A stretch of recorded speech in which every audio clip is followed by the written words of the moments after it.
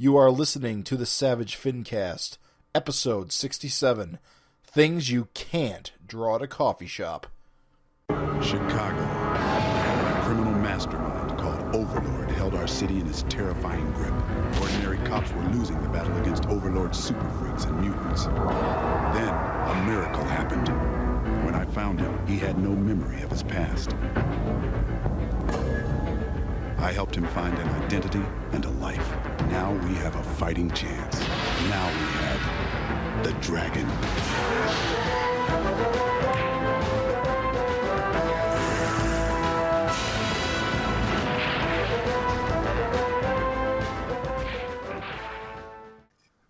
This is the Savage FINcast, the show that's more interesting than Twitter.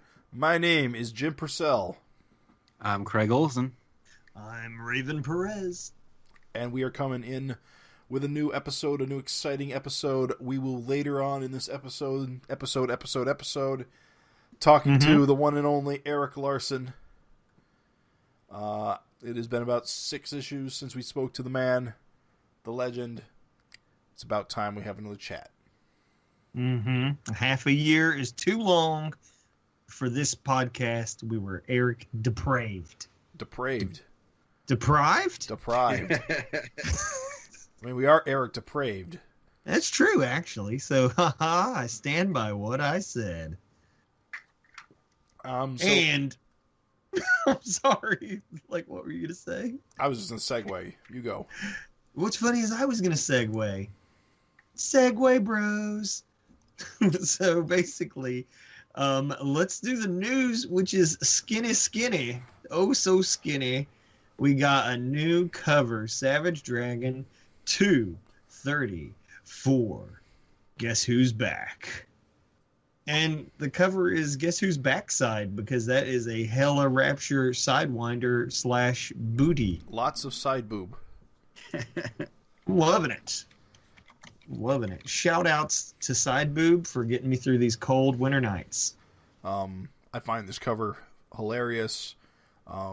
Those who have not read 231 will make certain assumptions about it, and then people who have read 231 will see it and think other things. You know what's funnier? What if you're still wrong? I very well could be. That's what's so fucking crazy about the old razzle dazzle that could be happening here. And what is the razzle dazzle that you guys are? We're dancing. We're dancing all around. Which Malcolm are we seeing? We now have 2 Malcolms. One with his face shaved, baby face Malcolm, and one with a beard, hairy Malcolm. Double Dragon. We now know why he had the old switcheroo on the secret cover with the goatee put on. Think though, I want you to say it's kind of impressive because you know those Tusken Raider guys are rocking dong. And yet, there's not dong one on this cover. Well, Angel mysteriously has her clothes too. Yeah, I know. I like that Angel is clothed, but Rapture, not even. So, like the cape she was wearing could have hid her backside pretty well. Nope, it's blown the fuck out. People don't care about butts. No one cares about butts. Are you guys saying butts are behind us? They cannot lie. American society is all good with butts. It is. I think butts it is and okay butt with stuff. Butts. Yeah, butts and butt stuff. It might not be okay with butt stuff. Also, Savage Dragon Archives hit Volume 9. The 9 is in the wrong place. That's it, baby. I have through 7. I need to get 8 still. Yeah, you slacker. There's actually a really neat thing about 9. Apparently it's got pages from the Spawn issues, and Erik has rewritten them or unedited them. Oh, wow. From Todd's meddling. Nice. So it's actually could be a new reading experience if you want to grab a copy. Oh, that is cool. I love those archives. I just love seeing all the art in black and white.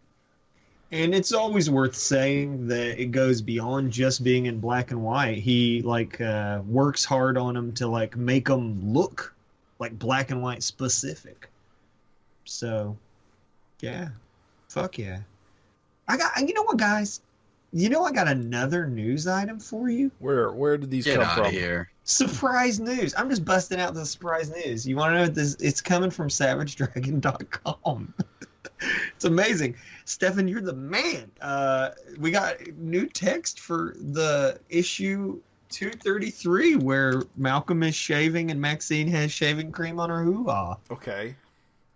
Chasing the Dragons. What? There's official copy for that issue now.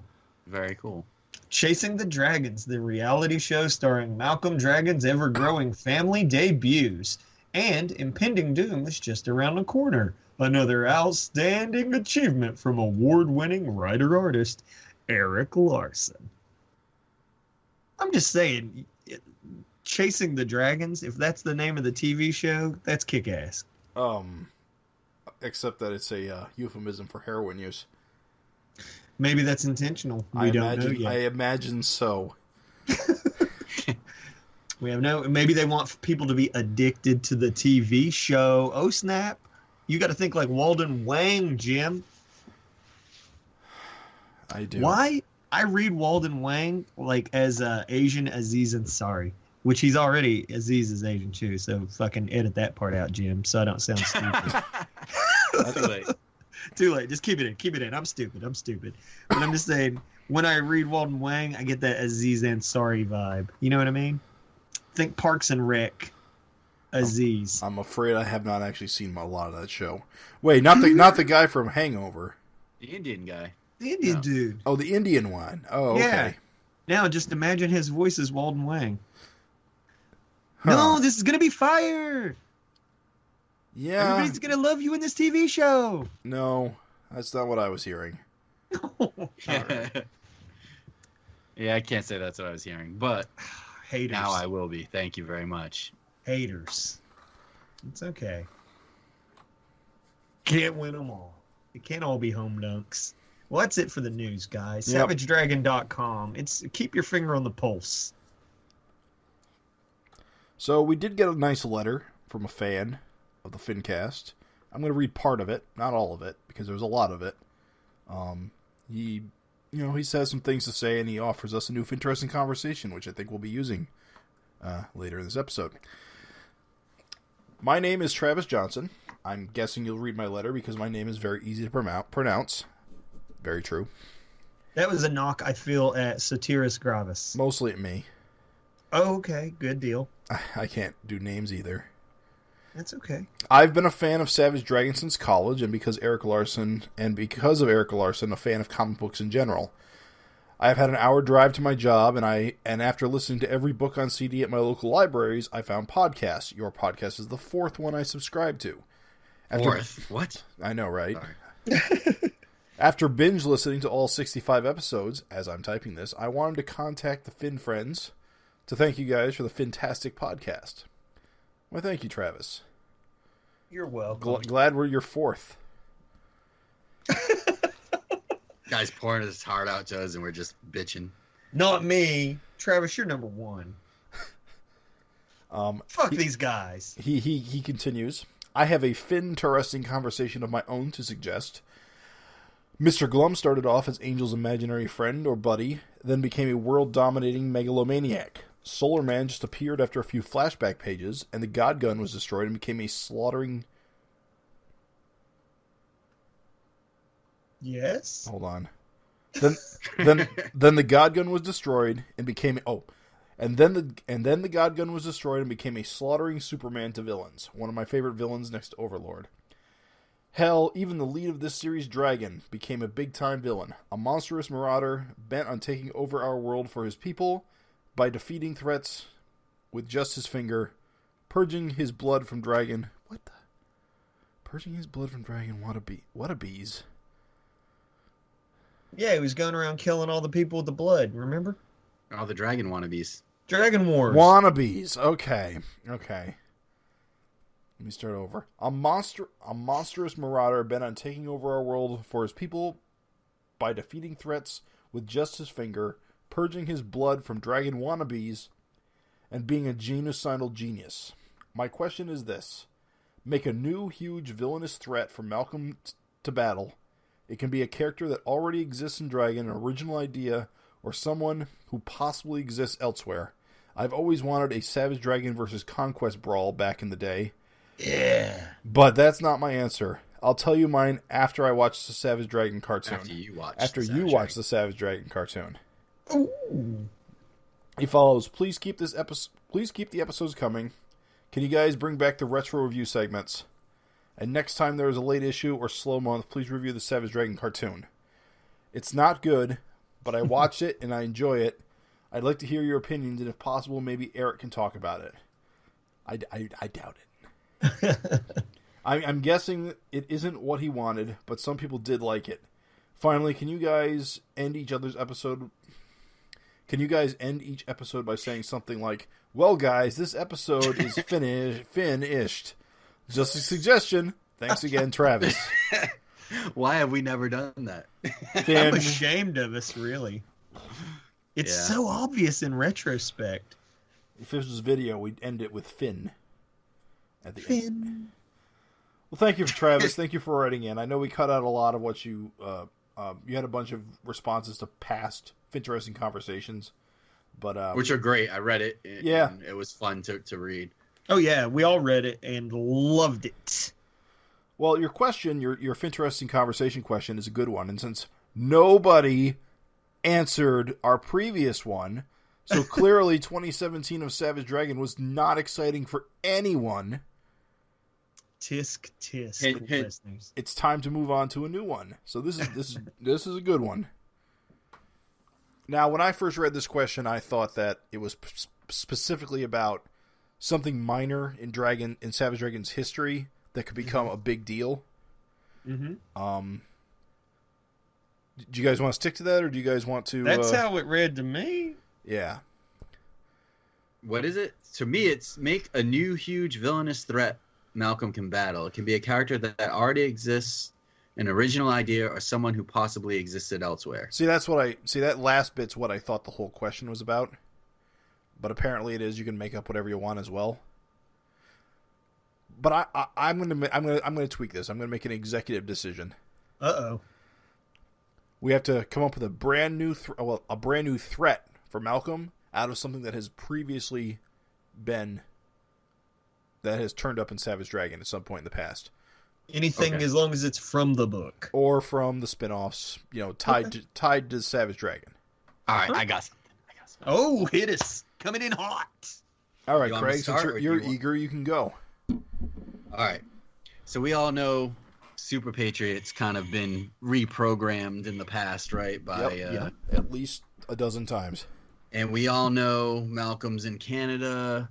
We know Trump's been involved in the book. We know that Russia's been a thorn in the side for Trump. Mm-hmm. We know that there's a lot of talk about Russians hacking systems and stuff. Okay. Mm-hmm. So we got to make the Russians hack Super Patriot and all the robotic villains of Savage Dragon. So they're going to bring back the Seeker.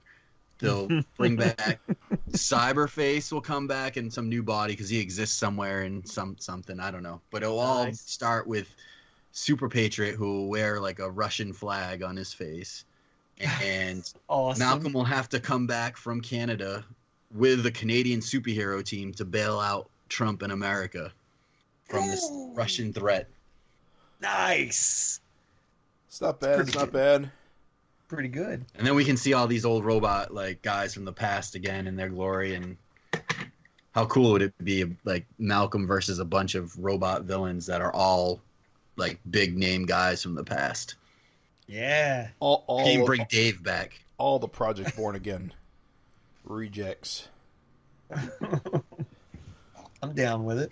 Yeah, that's good. That's a good. I like that you tied in Russia and Trump and all that. Like, it's very fitting.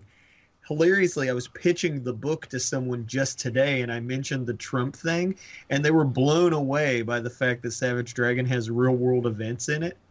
And I was like, yeah, baby. I was like, so that's good. I like that. I like that use of Russia. I think it would be a good visual for a cover of Super Patriot with just like a Russian, even an old school Russian or something, which would be kind of silly, but No, that's awesome. The idea of him having like another country's flag as his mask. Or it could be even like North Korea or something like that. Yeah. Kim Jong-un in like a giant robot suit. Perfect. Anyway. No, it's good, dude. All right, Jim? come on. What you guys got? All right. So, Neutron Bob's mom drops the sweet old lady act for good and becomes the next leader of the vicious circle. Nice. Although she lives in Detroit. But anyway.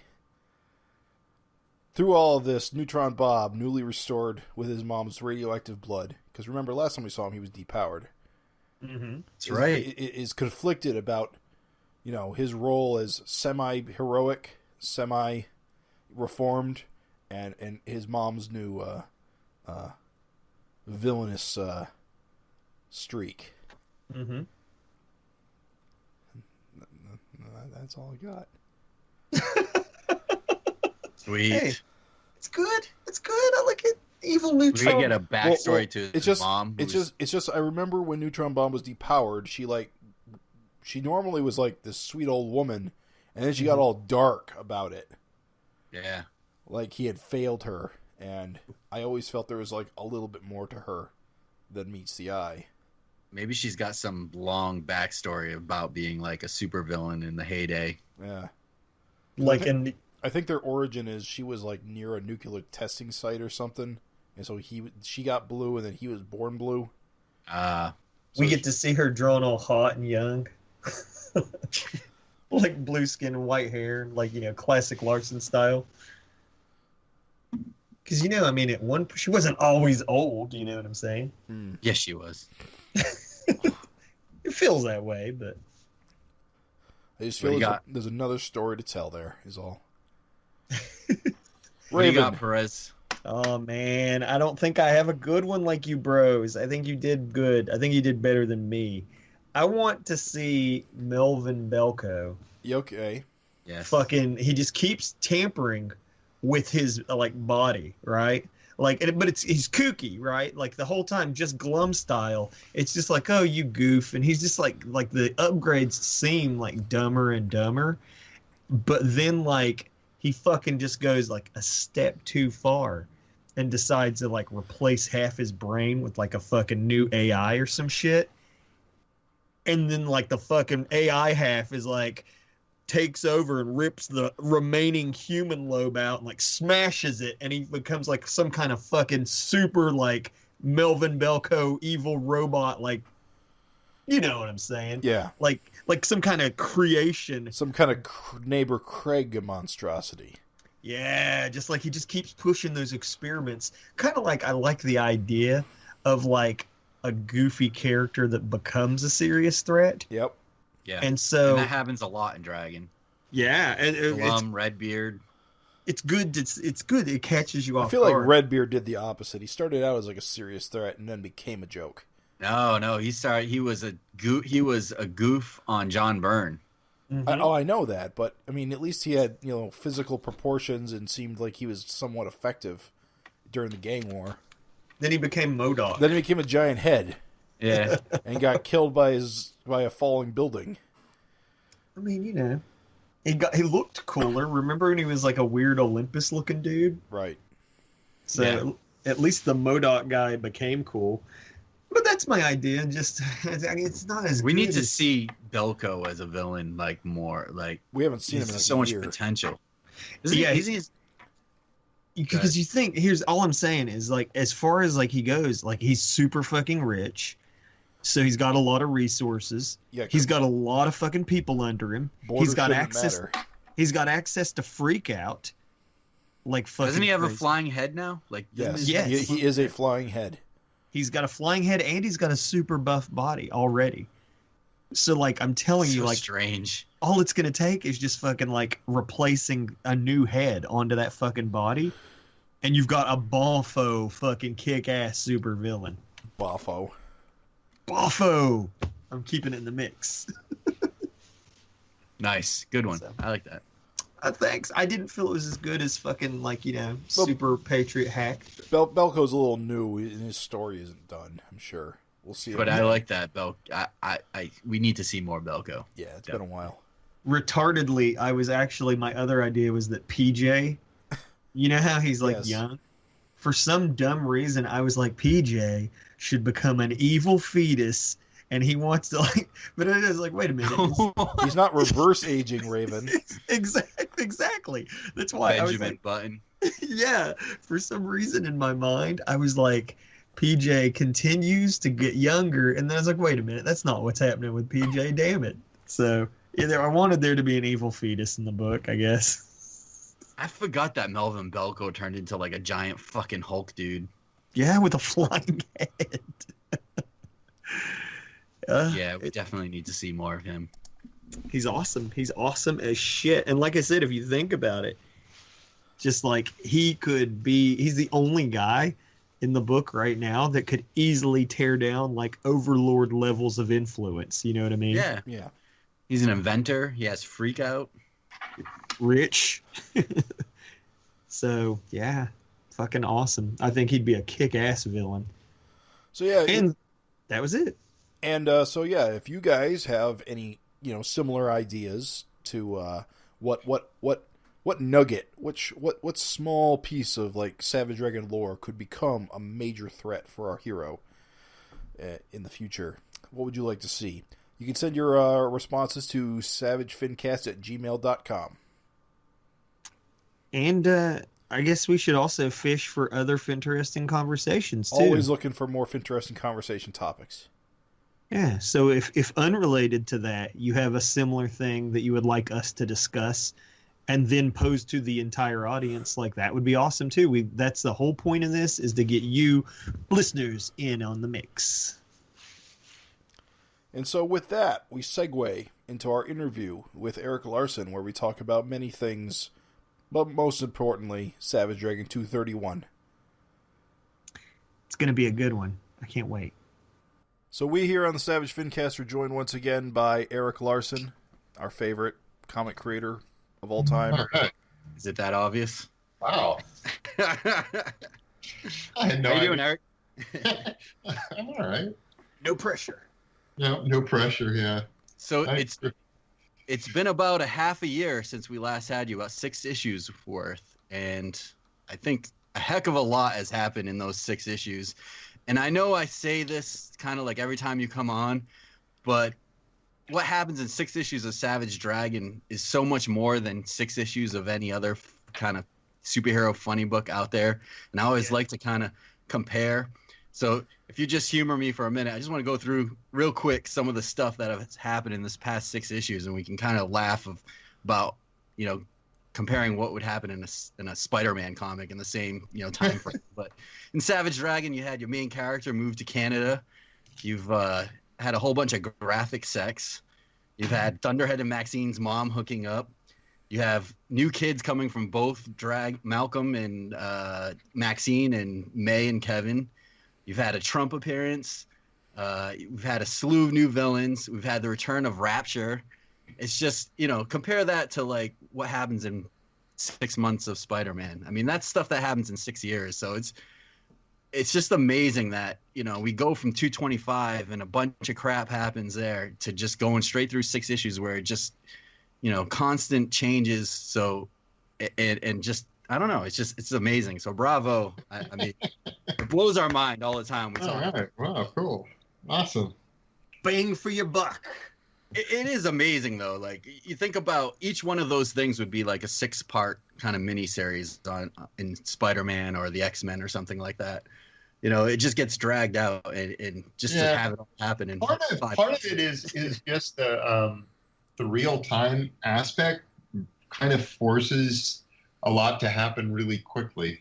Right. Because if it didn't, it would just seem really weird that it's like, wow, nothing's going on. It's like, oh, Trump's doing something terrible and he's got to leave, but he's going to leave really slowly. He's going to take his time. We're going to spend 3 issues with him packing.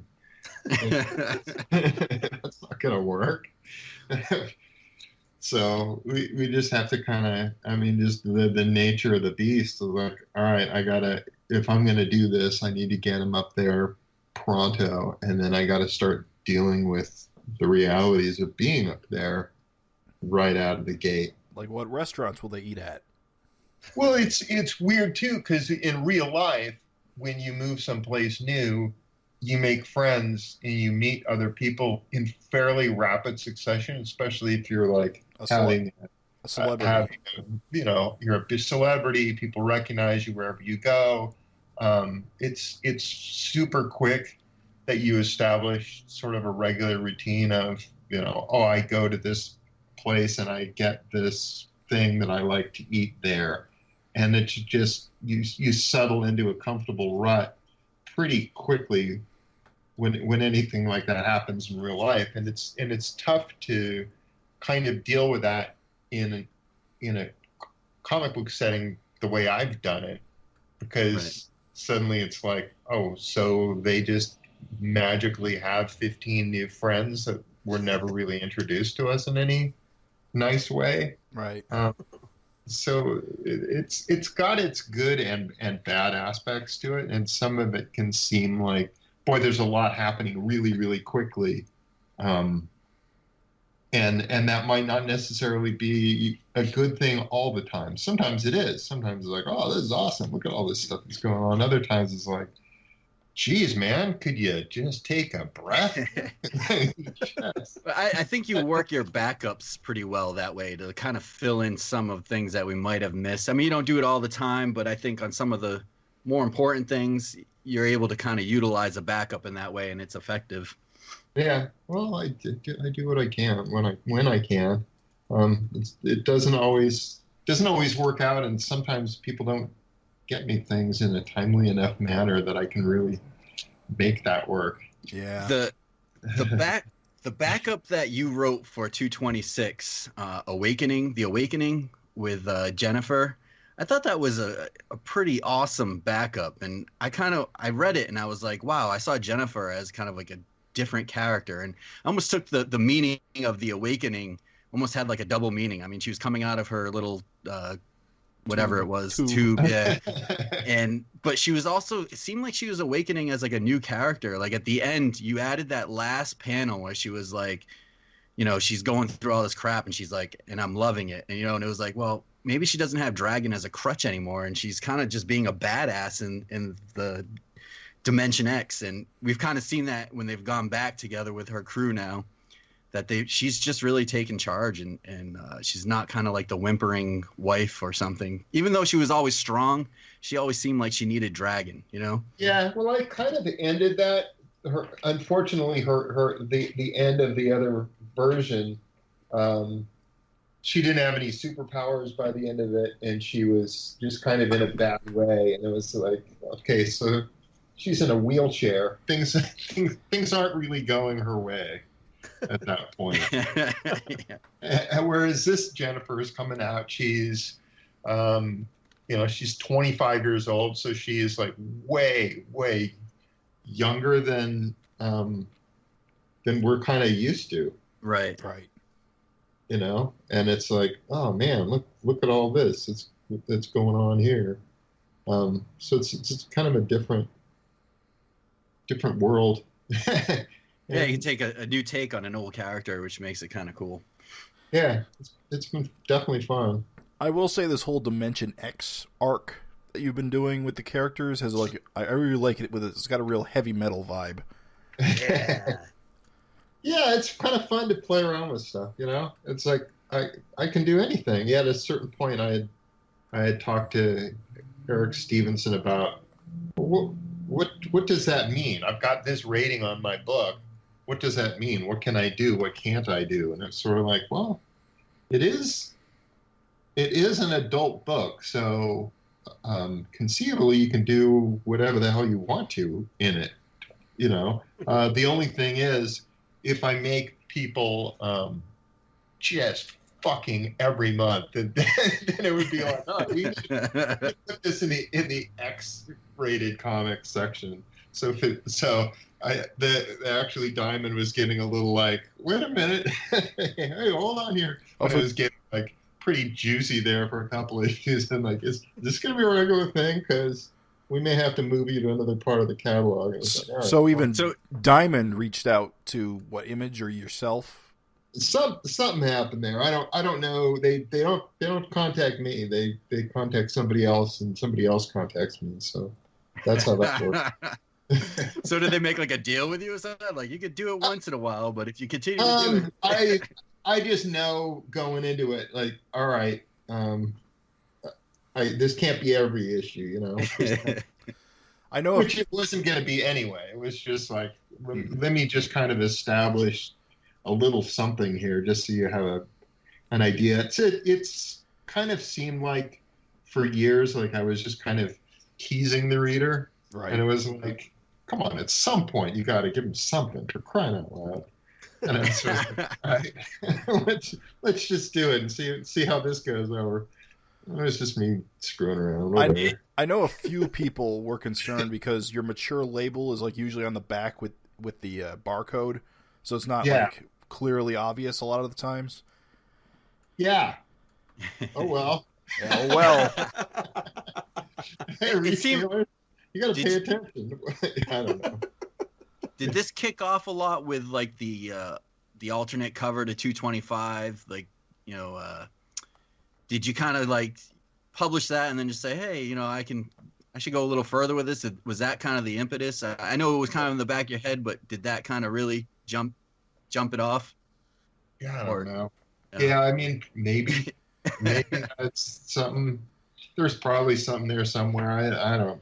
I just really remember like the threesome, you know, back, you know, how many years ago was that now? It's getting up there, and it was like, wow, this is like crazy. You So know, like, I racy. can't believe he's doing this. Yeah. And then it was like, it jumps into like 227 when you're just like, holy, was it 227 or Yes. 226? It was just like, holy shit. Did you have any hesitation with that, where you kind of bounced it off of people? yeah, definitely. I was like, uh-oh. Let me, you know, and I penciled it, and for a while there, I was like, dare I ink this? And where am I inking this? Because that's not the sort of thing where I could just sit there and be at a coffee shop. Just, well, don't mind me. Are you the reason Oscar shut down? Is that it? That's it. Sorry. How do you deal with that, like even at home with family and stuff? Do they care? Do they even? They know, don't. or- They are completely oblivious. Do they never like? You don't have No, like Thanksgiving and so Uncle used Harry to- comes over and wants to look at your work. They're so used to not looking at my comic, and it's just this presence that it's always there, and it's always this thing that I'm working on, that I don't think my wife has cracked a cover of this thing in 25 years. Wow. And you always say that. It just blows my mind that no one's just trying to check it. I wonder what this guy's been doing for 20 years. Let me crack one of these open and take a look. I mean, every now and then I will show her something just so that, just so that I get the sense of like, all right, I'm going to show her this one thing so that she won't feel tempted to ask about it anymore. You know? I mean, not that she even does. She doesn't really ask about it, but every now and then it'll be like, I'm working on something, and when I'm working on it in her presence, I'm not on that page. Right, I'm on something else. There are other pages in the book, but I don't really worry about it too much.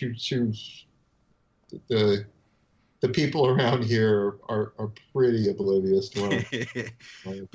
Besides, you mentioned Stevenson. Is there like another artist or pro out there that you kind of talk to a lot about your ideas, or like one or two people out there? Not really. Not a lot. I've got a couple of sort of regular people friends. Neighbor Craig is based on a real dude, and he and I would kind of I would bounce stuff by him sometimes, but not even a lot. Mostly it's just sort of talking to hear yourself talk. And then I go, and I used to share a studio years ago with inker Al Gordon.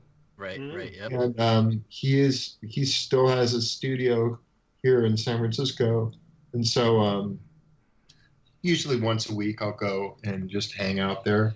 Yeah. And sometimes stuff comes up. He always says, "Hey, if you got anything you want to run by me, let me know." I never do. I mean, it's just very, very seldom. How about Maxine gargling cum? What do you think of that, Al? There's stuff that he hasn't seen and hasn't read. You know, if I don't throw it in his face, then it's not like he's out going to the comic store every week and is aware of what I'm up to particularly.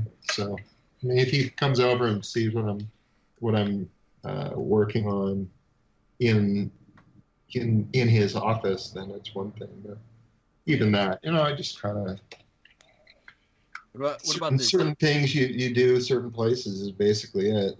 Just because it's like, all right, this is not. I'm not going to be comfortable working on this in front of somebody else. So, whatever. Right. Whatever. Clearly, I don't give a shit. It doesn't. Come on. It's been great. I think we kind of talked on the FINcast. I don't know if it was this the 228, but I feel like the sex scenes are almost like a new genre of comic. It's like action sex. You draw like the sex scenes almost like they're having like a superhero fight in a way. There's like the sound effects, Maxine getting shot across the room. What I didn't want was I didn't want to do sex that was sexy. Yeah. Yeah. I didn't want to do nudity that was sexy either. I wanted to do nudity that was really kind of matter of fact. Yeah. You know? And it's like, you know, if you're watching actual real people having real sex, it's pretty ugly. Yes. You know? It's just like, okay, there's some mess here. There's some noise that Jesus, I don't want to hear that. And it's just not sexy when things are being filmed. You know, you've got the lighting and everything is just so, and it can look amazing. But if it's, you know, in the real world, real people doing it, it's like, oh man, yeah, it's just like a real fight. In the real life, you know, when you're watching two guys slug it out, and you just like, if I took screen caps of this and traced it off, it would be the dumbest, shittiest looking fight ever. Absolutely. So clumsy. Nobody's in a cool power pose. It's all like, it's just awkward and bad. And I kind of, I don't know. I didn't want to do. I just wanted to do something that seemed more real in a way. You know, where you just kind of felt you weren't like, oh, look at these beautiful people posing for me. Look how everything is just so. Right. Just, you know, for my entertainment or whatever. I just kind of wanted to do something where you're like, oh, okay. I get it. That's what goes on. All right, moving on. It's exactly what you think a sex scene in Savage Dragon would look like, you know? That's the best way to describe it. That is like you said, power poses, 100%. Sound effects and all. Just to jump ahead a little bit, in the latest issue, you've got the sex dolls, and you got the sex doll sex scene. That one seems a little bit more posed for quote unquote sexiness. Was that like intentional because it's? Yeah, well, they're artificial beings, and that's kind of the gig, right? Yeah. I do like. I forget which issue it is. Maybe 229, where it just looks like it's the nega bomb going off. It's just waves of explosion. Like that ring of you just escaping. Like, all right, but that issue was a kind of a challenge to do because that was one where I drew it really small. It was not normally drawn issue. You were messing around with the format in a few of these. You had the one that was really small. Then you didn't. The issue after it, you were using multiple different sizes. Yeah, same Right. same with the issue that's out now. Okay. That's out. Oh, you kept doing that. Yeah, I just did it for one more, and then the one I'm working on right now, that's all the same size again, and it's I've just been kind of flipping back and forth, trying different things out, because it's weird, because there's some things that turn out really good when they're drawn at a certain size, and then there's other things that really don't work very well drawn at a certain size. Like it's kind of started from, I did that issue with Maxine where she was pulling a finger out of her hair, or what was supposed to look like a finger out of her hair. Mm-hmm. And I had drawn it twice up because I'd been doing all these covers twice up, and it just looked awful. And so much so that I just bailed on it. I just wasn't able to make her head seem like it was shaped right, and every part of it just was crawling out to me, just going, okay, you need to stop this. And so I thought, well, why don't I'd gotten some original art from Corey Walker, who had done Invincible. Invincible, and there were more recent issues of Invincible. He had drawn them really small, and I thought, well, these are really cool. Let me see if I can do something like this. And it turns out I can't. Because there are pages in there where it's like, well, this doesn't look good at all. What do you know? But there are pages in there where I'm like, well, this page looks all right. This page looks pretty cool. And I was kind of sizing things up and changing things around anyway, so that when I was adding Starfields, which is done post, Mm-hmm. the Starfields still look the same size from one issue to the next. Oh. And then also the lettering was being done the same size, so it didn't, that part of it hopefully won't seem too jarring when it's in a trade, because you just go from this twice of stuff, which is gigantic and detailed, to this, which is much smaller. But I think because the Starfields are tiny and other parts of it, it should kind of work, but we'll see. I don't know. Like the Tim Hortons page, like, wow, that one just doesn't quite hold together. It looks a little chunky. I think our observation was 229 was kind of noticeably different, but 230 and 231 are basically, you can't even tell. I couldn't. Yeah. Yeah, that's exactly right. Yeah, because it's all over the place. There's in 231 there is one twice up page in the book. And I bet I can guess which ones. Is it the big double page? You can probably figure out which ones are the tiny ones. I think is there just two of those? I don't know. Most of them are done in this kind of middle size that I've been messing around with too. So is it the head close-ups for the middle size? The two head close-ups were both done small. They came out great though. I like those. They did. Well, the recent close-ups. They work better because of that. If I was drawing in big, some of it is just maybe the way I hold a pencil or brush or whatever. But I have a tough time maintaining a good, clean, long line. And, I think that, yeah, absolutely. And that's a real problem when you're drawing something like somebody's round, bald head. Right. Right. So I did what I could with it. If you haven't figured it out yet, the twice that page is Malcolm mixing it up with the ladies over the rooftops. Yeah. Those always work the best with the cityscapes. I love that. I love when you do those and you do like the buildings kind of crashing down, like the issue where Malcolm's chasing kind of the kids through the danger zone, or back in the day when you had the building crashing on the college girls there. But those are amazing. How long does it take to do like one of those twice up pages like that with all the buildings? And are you talking a whole day or?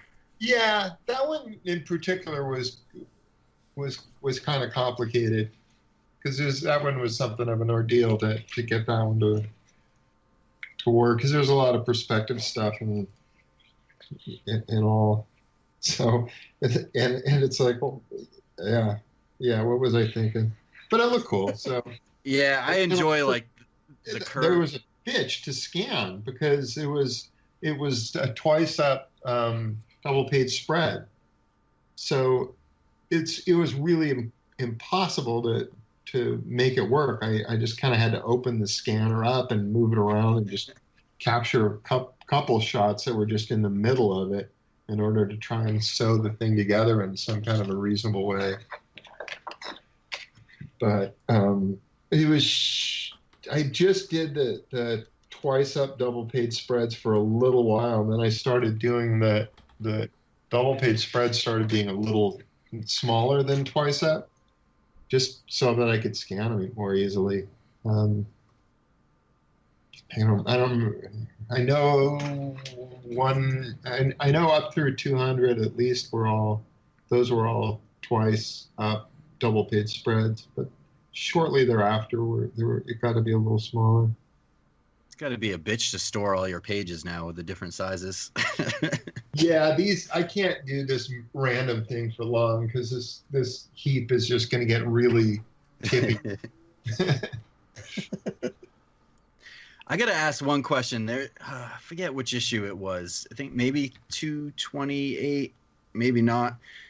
228. Maxine wears this jacket with this like cog and nail logo or gear or whatever it is. What is that from? It's from a podcast I listened to called Hello Internet. Okay. So they had tossed it out as something like, this is in the public domain, anybody can use it and put it wherever the hell they want to. So I was like, I'll just put it on her jacket here. That's pretty awesome. I call it beautiful. So do they know that logo is in your comic? Probably not, unless somebody tips them off to it. But, I'm sure so somebody get on that. Time for name withheld to reappear. Whatever. It's all in good fun. I mean, some of this stuff has just been. Toronto has ended up being kind of a gold mine of just wacky shit. Poop Cafe. How is that real? Well, it's a themed restaurant, Craig. They're all over the place. Yeah, but it's a theme about like drinking coffee out of a shitter. It's like, ironic. I don't want to do that. Yeah, no, it's a real place. There's a bunch of this stuff that is just like, I can't believe this is real. Yeah, it's kind of awesome that there'll be this like real something, and it's just weird. And I'm kind of focusing on all this stuff that's different from US, just because. Right. I mean, what would be the point of him, walking into a Burger King or a McDonald's or something? It's like, oh, that could be home. Right. I enjoy kind of how heavy-handed you are going at it in certain ways. Like Malcolm will go from like a hockey jersey to like a Rush T-shirt, like to drinking Canadian beer to like. Yeah, and a lot of this stuff is just me seeing stuff that's like, oh, that's a cool shirt. Yeah. Like her Maxine in the new issue wearing that T-shirt that says a BJ is better than a Yang. Yeah, I saw that. That's a real shirt. Oh, so God. Like, all right, that's cool. Let's put that to use. Did you get much of a reaction? I saw a few letters in the letter column, but with the Trump issue, did you see like a huge sales kick on that, where people wanted to? Sales did definitely take they bumped up quite a bit for that one, but so crazily that we were like, oh, we need to do a second and third printing or anything like that. And Marvel We didn't overprinted on it, but it wasn't like it wasn't Obama. It wasn't like Obama. I was in the back waiting. of my mind. It went up, but it didn't go. It didn't set any land speed records. I was waiting for like the Spider-Man Trump variant shortly after yours was announced. Yeah, they were kind of following my lead for a while there, but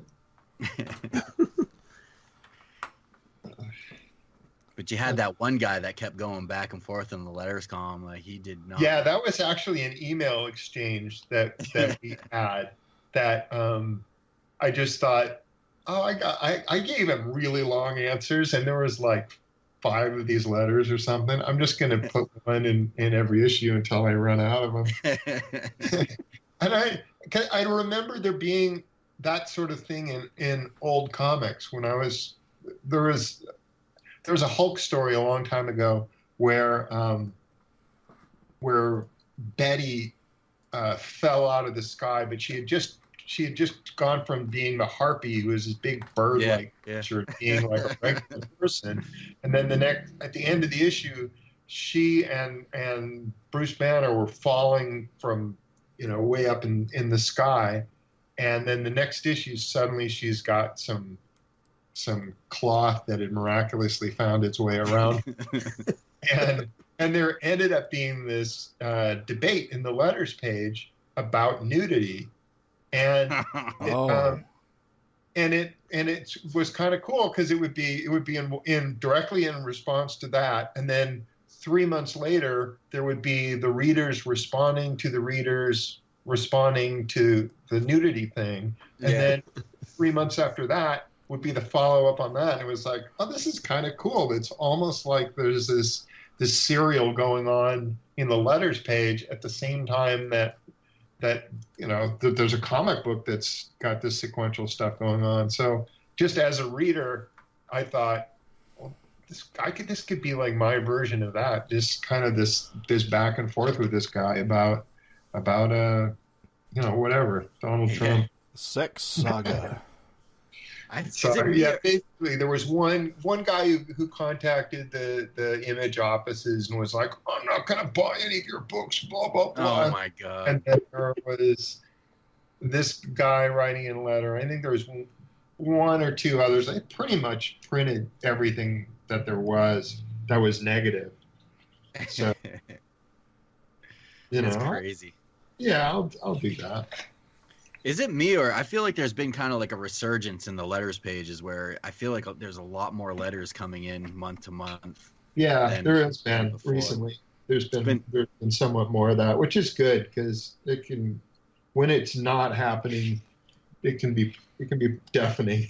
It's like, oh, what am I going to do here? I don't want to resort to like, I'm making up letters, because I always thought that's not cool. Right. But you've made the point, and I agree. Like the letters page is kind of like a timestamp where you can go back and see what the readers were thinking or what was going on, the things that. Yeah, I really like that aspect of that, and I think that's something that's really missing from a lot of comics, and I mean it's due to a couple things. Part of it is just that everybody's so accessible online that there's no reason for that. I can talk to the guy who wrote that book today and tell him what I give it today and get an answer right now. Why would I write a letter to the comic and have some assistant editor answer my question? I still feel like it's still getting a letter published in a book makes you kind of part of that book. You know what I mean? Like I really think so too. I think it's like, oh man, look at me. I remember I sent in letters when I was a kid and I got a letter printed. I remember that. I was like, oh man, who's this idiot? Oh hell, it's me. It is enjoyable. And the cool thing too, even looking in the old 60s comics, is going back and seeing how many, or even Savage Dragon, seeing how many people that wrote that in the early days made it to pro, and there's quite a few that did, and it's fun. So I'm glad it's still here, and I'm glad that it's seems to have an awakening almost in a way. It seems to be like more people are writing in. Yeah, I'm all right with that. The funny thing was, because I was like going back and collecting out of sequence, is that like I would go back and read the letters columns just to see like what people were thinking and stuff, and it kind of works out that the letters column just happens to also kind of like just bullshit about stuff that was happening like around that issue too. It's like a time capsule. Yeah, so it's like it built in catches you up on shit that maybe you didn't necessarily, get in the whole issue. So yeah. Like a built-in wiki. It fills you in stupid shit like 25 different no-name characters' names. I love it. It's still... What's this guy's name? And what's this guy's name? All right, we'll never see him again, but here's his name. Any letter with a list. If I see a numbered list, I'll just jump right to the list. Those are the first letters I go to. Anyone with a question, you got to go to those first. Gotta read those. Speaking of letters, I know there was kind of a strong reaction to the Seeker issue in terms of like him not really having the backstory that most people had kind of built up in their brains. It's like I never said anything. It's like, come on, man! You can't do that to us. The secrets of the Seeker revealed. Yeah, God, I was so deflated at that. I'm just sitting there going, "What the hell am I gonna do? There's no secrets. There was nothing here. And do I really want it to be like frickin' Boba Fett, where you're just sitting there going, "Oh, that's what he's about"? Now I hate him. We were so butthurt after reading that issue, though. We were so ready for it to be some guy that we hadn't seen in 10 years. No. I just wanted anything. I was ready to do that. I was like, let me do this. And I was talking to Gavin about it, and he was like, "Yeah, I don't know who it could be." I mean, the only thing I was like, well, I guess we could just finally do something with John Day. He keeps showing up in every comic. Just have it be that John Day's been this villain all along, and he's just hanging out, and it just seemed kind of dumb. Like, what? Then we're gonna not be able to use John Day ever again? That's not cool. I just wanted something like a motivation, I guess, because he's such a blank slate.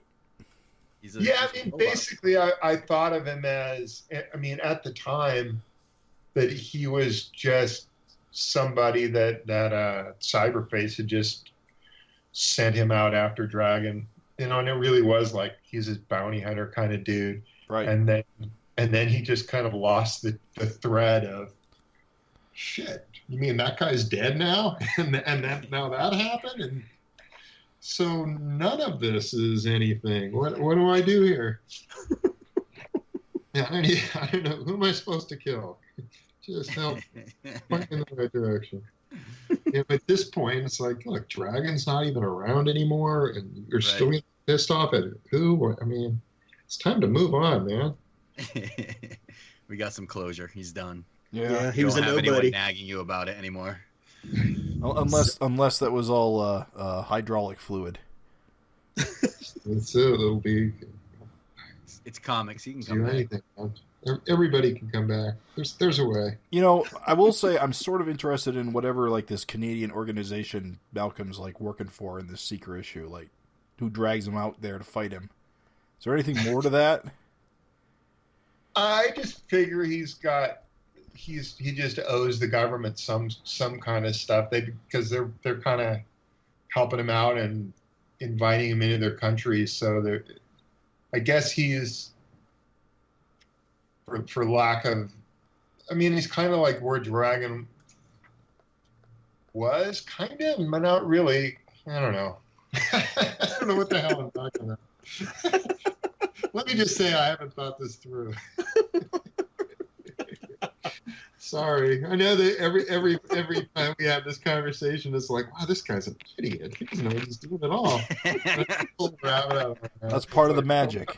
He really seems like he knows what he's up to. And it's like, no, not so much.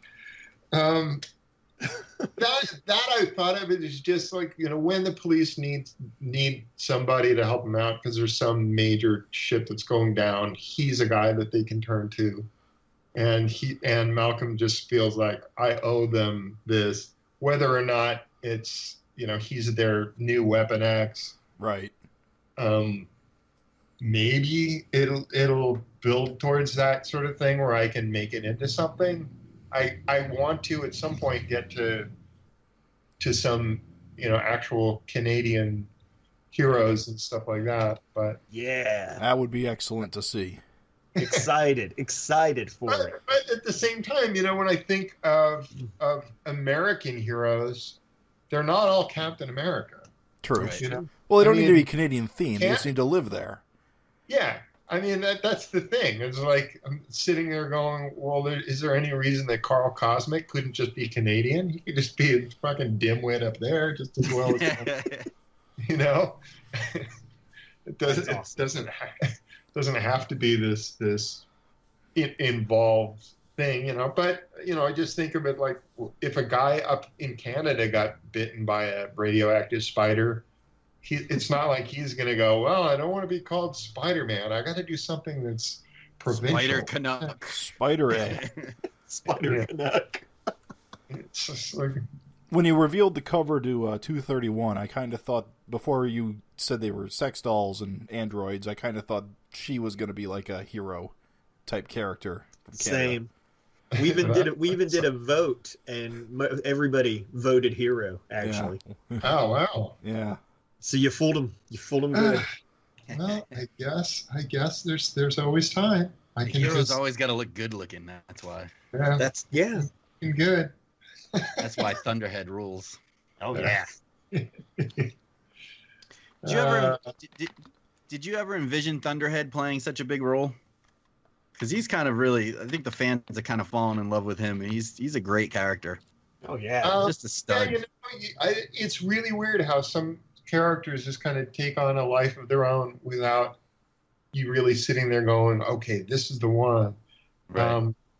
Like Maxine was definitely one of those where she was not, certainly going into her as a character when I started out, it wasn't like, well, she is amazing.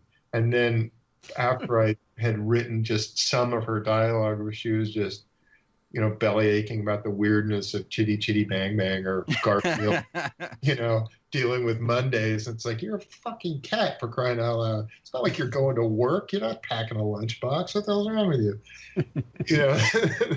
That sort of, she became something in my brain. I was like, oh, she can be this kind of person who goes off on crazy tangents and is much more kind of livelier than a lot of the other characters in that way. And it's like, okay, she's more fun to write. And certain other characters were essentially toss away characters that I was like, oh, I like that guy. Yeah. I like that, that thing. And sometimes there'll be minor characters that were just, I'm drawing a group of villains. They got to be somebody in there, and then one of them will be like, "Oh, I like the way the guy looks. I'm gonna do more with him," and then they become something later on. Right. I even find that the Dragon kids are kind of developing their own personalities. Is it me, or is it like Tyrone seems like the most developed, whereas like Amy's kind of a little further behind, where she's not like forming words like. Yeah, like, it seems like you made one really smart and one right up with everybody else. But she is also born later than the rest of them too. Yeah. She actually was out of the womb in September, and that's the birth date that they always go, okay, we're going to celebrate everybody's birthday in September. But I mean, Angel had gotten an abortion like really early, just after the beginning of the year, and then Tyrone went crawling out of his mom, a couple months earlier. So they got a little bit of a start on her. That makes sense. I hadn't thought about that. It's interesting that you've done that, like that you've gone out of your way to do that. It's pretty cool. And you know, it hasn't gone unnoticed. It's pretty fun.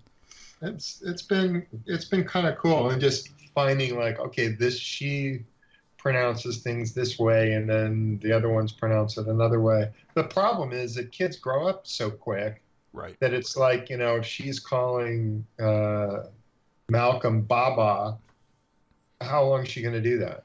Right. You know, I mean, realistically, is she going to be calling him that when she's 3? Probably not. Probably goes into something else, but you never know. I mean, my oldest son called me Pop for a number of years, and sometimes you still will roll that one out. It's a good one. You never know. You know, kids definitely you know, you can't. There's no controlling them. They just come out the way they come out, and you just deal with it. Right. 4th baby. That's what was blowing our minds. Like, we can't make sense of it story-wise. We're like, what the hell? 4th baby? What? You know, well, yeah, I don't want to talk about it. No, you don't have to. No, that's fine. No, just our reaction to it. I don't want to spoil anything. But No, that's the perfect. problem with talking to you guys is that, like, there's always stuff that I'm going, oh, I know where I'm going with that. And then it's like, oh, shit, but I don't want to say anything because then, your secret is safe with us and our 10 listeners. Until Wednesday. Where it's like, I had basically visuals for a couple characters that I'm kind of going, oh, I want to go this direction. Oh, but I want to go this direction. I can't do both. Wait a minute. What if I have to be another kid? Then I can do both. That sort of thing. And it's like, all right. But then, you know, just being able to have them have another sibling who's not as developed as their, you know, sort of a little one running around while the others are older and you know, they're going through other stuff, and it's like, oh, you're just a baby, and it's like, yeah, you know, and anybody who's been a younger sibling can kind of relate to that, just going, oh, damn it. Yeah, you can reach the shelf and I can't. Yeah. You know the answer to all this Even if stuff. you can super leap and have perfect aim. Yeah. My 7-year-old beats the shit out of my 4-year-old all the time. It's great. Yeah, my family were super close in terms of our age. My brother's not even a year older than me. So same with my sister. We didn't really have a lot of that, like, oh, you're just a baby, because it was like, come on, man. We're going to be the same age for 2 weeks, so I can catch up at some point here. It's funny too, and when you look at it, they're only like 3 or 4 years apart sometimes, and you know, mine's always like, why does he talk so funny? Why does he do this? I was like, you were doing that 3 years ago. You know, it's to them, it's like it could have been like a decade. You know, to us, you know, we realize the time is so short. Yeah. But, my niece and nephew, my niece is the older one. She has a tendency to like talk for the younger one, so he doesn't talk as well as she did at the same age. Yeah, that happens a lot. Well, generally, first kids talk way better just because they're around adults all the time. Right. You know? Although, you know, in this particular case, they're surrounded by morons like themselves. So it's like, there's 3 of us. None of us can talk very well. So if I'm learning a new word, I may be learning it from this knucklehead, and he can't pronounce it anyway. So what good is that? With issue 230, you had to take the swastikas off the cover, right? What's the story? Like, is that so it could sell overseas or something? It was just a Germany thing. And they have like a law against it? Like they have rules up there about having swastikas and on stuff. And I was like, you know, I don't know how true it is. I don't know what the deal is. I wasn't forced to do it. I just was like, let me just do this to see if it makes any difference. And I haven't really heard from anybody one way or the other. Like, oh, great, thanks for that, man. I haven't heard that at all. They only call when they're pissed. Yeah, I just did it just to see if anybody would react, and they didn't. So okay. It's got to be a thing though, because I even saw like Stefan or somebody was like a regular at the Facebook forums, like being like, "Oh man, another book I can't buy," and I was like, "Oh wow, that sucks." And for listeners, Stefan's from Germany, right? Yeah. Yeah. Yeah, I think so. I think that was the guy, and I think that at this point he should be able to get it, hopefully, and he should be fine. Yeah. But we'll see. I haven't heard from him one way or the other to know if he actually was able to get the book. Because there are swastikas in the issue, just not on the cover anymore. Yeah, it's. I guess you can. I don't know.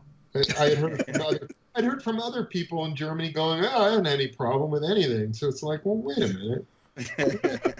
I think it's a combination of comics aren't a big deal, so they aren't scrutinized as badly. Yeah. Because video games, I can tell you that they got to strip that shit out 100%. Like, you can't have any. Wow. Yeah, it's weird. There was a new one. Won't get past the ratings board. Yeah, there was a new one set in Germany where they were fighting Nazis, and so it would have been like, it was filled with them, and they were like, nah, we got to take it out, like, completely. Wow. So, yeah, so it's weird. It's I can't imagine why they're so sensitive about it. There's got to be some history there. I don't know. If only we could find out what it is. But I guess we're in the dark forever. Oh, well, shrug. We certainly can't Google it.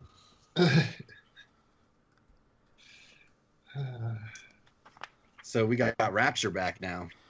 Oh, yeah. A Rapture. A Rapture. Yeah. That's pretty badass. She's a great character. She's, it's always the bitch is back or whatever, like. I like drawing her. She just always.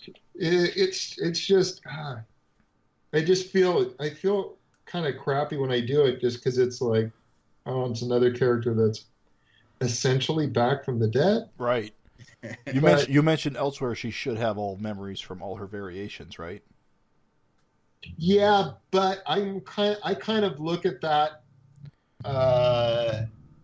very, very much like you just had a bunch of really vivid dreams and you remember a bunch of stuff and you're going, whoa, what is all that? Oh, so her primary memories are her Dimension X. Kind of just overwhelming. It doesn't overwrite what you've got going on.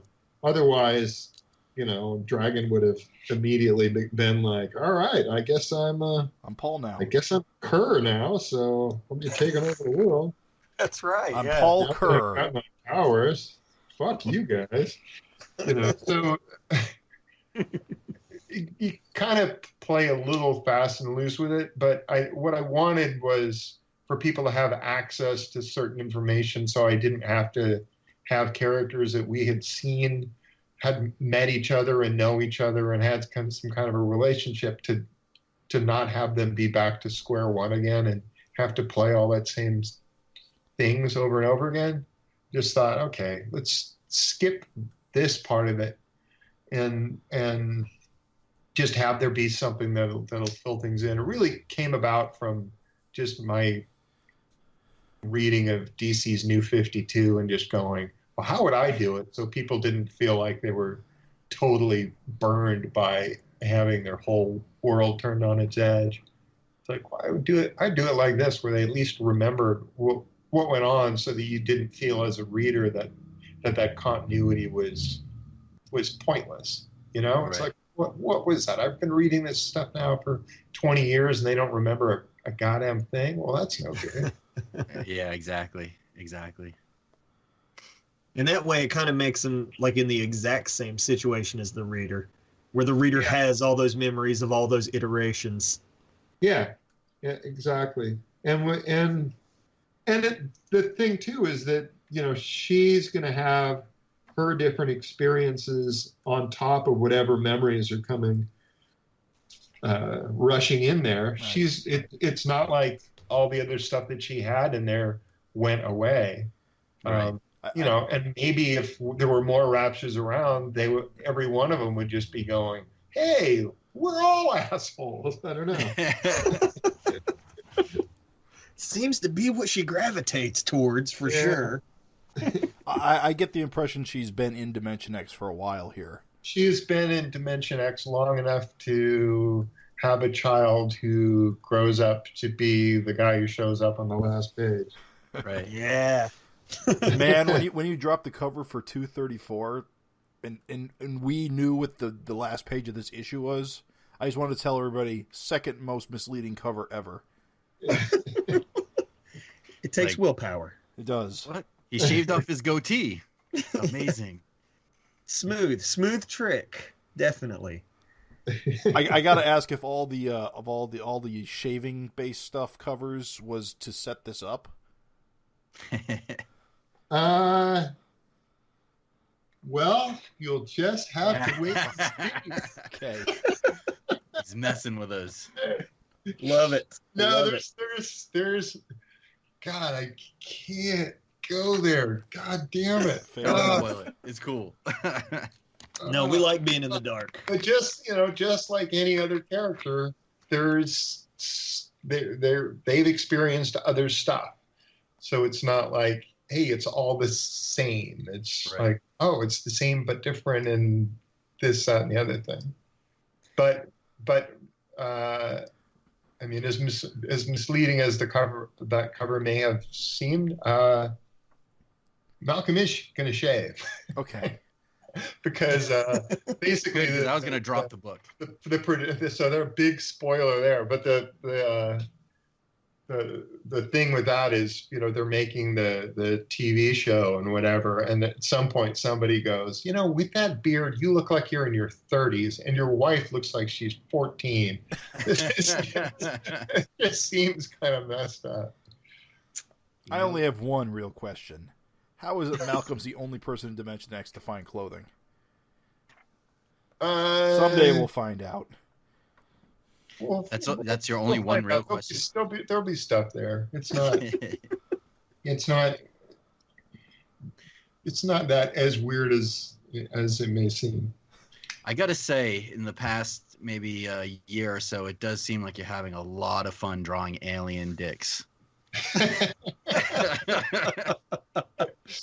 I think some of these podcasts were like, did you see any dick in this panel? Yep, there's one. Whoa, I missed that one. It's hilarious, the giant dicks that Craig will miss. He'll be like, Craig, look at it. It's like huge right there. They look like Ben Grimm fingers most of the time. Got a head on it. Got a biting mouth right there. The foreshortening on that junk there. We say pantsless Tuscan Raiders, like. So we get Dart back in the newest issue. Yeah. Surprised to see her.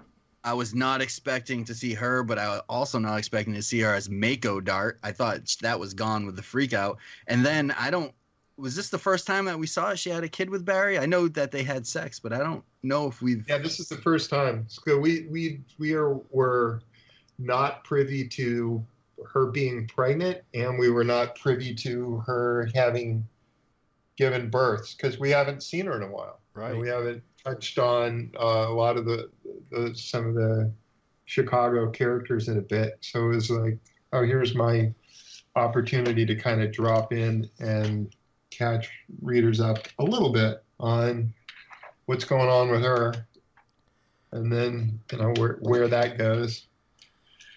Well, we'll just have to see. I love that fact that she still has like the Mako power because I was so bummed when she lost it. Yes. She kind of it's a good way for her to be able to kind of get out of shitty situations, to be able to have that. And also, since that's the place where the blood is that can keep her forever young, Right. Yeah. she's like, well, I can be forever young and turn into this monster, or I can turn into a withered old lady in a jail cell. It's like, all right, that's not a tough choice to make. I think it makes her interesting because of her hang-ups with Mako. So now she's stuck with his powers. So Yeah. she's got to see him every time she sees herself. Forever. Well, that's not the only place she's going to be seeing him. Oh. Ominous. She did have a kid. Oh, that's true. Oh, And she had the kid while she was a shark woman. So she had him when she had the blood. So we're going to get a little sort of Mako dragon Nice. combo. Dude. So Holy shit! Mind blown. Raven's so excited. When his teeth appear, you'll be like, "Oh, well, what do you know?" But if you look at him here, his eyes are kind of he bit her finger. Wider set than a normal kid would be, and he's got kind of more of just a 2-dot nose rather than like a full real nose. I see. That's awesome. I totally missed that. So, The bit where the woman gets her finger bit now. That makes a lot more in the sense. nose. Yeah, the nose. Awesome. Kicks ass. there we go. So, and if you notice, I mean, he looks pretty gray compared to the way some of the other dragon. For some reason, I kids thought look. Barry was that color though, but Barry's more of a weird kind of a blue-green kind of thing that he had going on. But whatever. Pretty soon we're gonna need a spin-off book like Power Pack where it's just a bunch of like 5-year-olds fighting. It's just kicking the shit out of each other. God damn, I'm excited about that. That's great. Sorry, it's spoilers. God damn it. No, here's what's great is if we were observant, we would have fucking noticed anyway. I'm sure we would have talked ourselves into it at some point. There's so much stuff I can do in the book where I'm just like, I can plant this little seed there, and then I can go someplace with this later on, and I can do this. And it's like, God damn it, this is fun. It just takes so goddamn long to get to everything because there's so much of it. Do you find with so much backstory and so many characters that it gets easier to write the book, or is it more difficult to write the book because you've done so much? I would say it's probably easier, but it's kind of overwhelming in a way because you end up going, well, geez, I'd like to use that character, but what do they look like now, and what has gone on in their lives in the intervening big hunk of time? And it can just get like, how much of a hassle is it going to be to catch readers up on their lives, and is that even an interesting story to tell? You know, where I'm going with this, because some characters, suddenly it's like, oh, we're catching back up on Cutthroat, and bam, he's fat and she's fat, and there's, they've got a little kid, and this stuff goes on that we're not privy to, and there could be endless amounts of that. And some characters are like, I really like them as this thing, and how many characters can you freeze in amber like that before readers are going, wait a minute, okay, maybe time traveling Kid Avenger can stay a kid forever. Maybe Kill Cat can have his special 9 lives cat thing for a while, but we can't just do that with everybody. Right. And it got to a point where like I can't have She-Dragon be what she was. She's aging out of that role. She can't just be this ditzy little kid forever. Right. It's like, oh shit.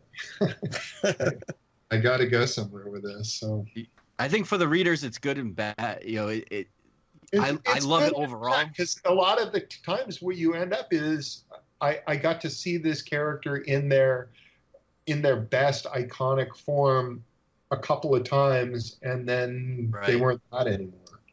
I remember with that one character, War God, I was like, I want to know this guy's deal. He kind of looks like Adam Warlock. He was always kind of in the background of like the gang war books. He always looked so badass, and he never really did anything. And I was like, man, what a waste. And then when kind of Thunderhead's like flashback scenes, he kind of appeared and he said like a few words. He's kind of like Thunderhead's kind of mentor in a way. I think, right? Or was he his friend? I don't know. He was his friend's dad because his dad was in the joint, so he hung out at his friend's house all the time. I wanted, I was just like, I just wanted to know more about the character, and it's like you can't get to him all. It's hard. There ends up being too much stuff all the time, and you know, and now I've got the book set someplace else. How random is it going to be if I just have there be this string of characters that are making it north to the border? Right. Well, Trump wants them all out. Yeah, I mean, I guess I could just be like, well, all these guys are going to get kicked out, so they're running away or something. So maybe they're all just going up there. You know, I could.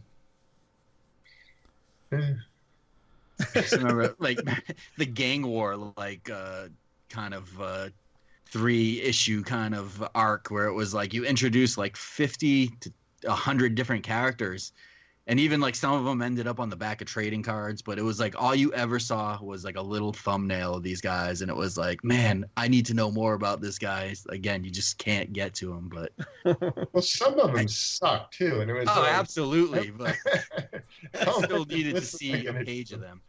Or do I really need to do more with Soundstorm? Can we just okay? You know, and Gavin was making his shopping list of, okay, these are the characters who are still alive, and it's like, man, some of those guys I don't even want to draw again. They suck. That's when you just had them all like killed, like Solar Man killed. Solar Man just destroys them all. It's like, all right, we're cleaning house for you, Gavin. Oh man. So you have a new letterer too with this new issue, who's not really that new because he's done backups for you, Delgado, who is amazing. I love his stuff. He's very versatile. He can do a lot of different kind of styles, but I really kind of wanted that old comic book. I wanted it to look and feel like a comic book. It's weird. I just got the image box today, which has, you know, everything that came out from Image Comics in a month. So it's like here is a big chunk of comics, and Savage Dragon is like the only one that really looks like a comic book to me. Oh you know? Yeah. It's like it looks so different from everything else around it. And even when I'm, you know, looking at Marvel and DC comics, they've all got these painted covers, and a lot of them aren't really doing comic book like logos anymore, or much of anything on them. Right. And it's like, God, this looks so different to have a comic that looks like a comic book. So many posed covers now, and just like pinup covers, you know, like nothing to do with the inside of the book. It drives me crazy. And not so much the big image books. Usually those are pretty consistent with the contents. Yeah. It's a different.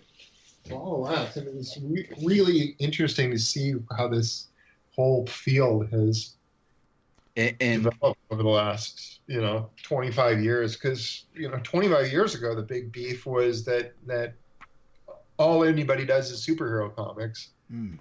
Now we've got Image is doing almost anything but superhero comics. I count about 3 these days.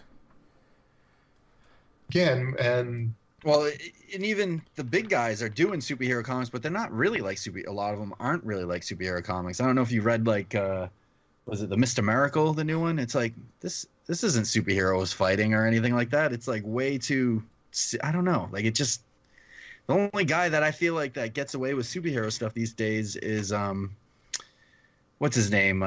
Madman. Alred. Alred. Alred. Like when he does a Silver Surfer or a Bug comic, it's fun and it's superhero-y, but I don't really see that much of it.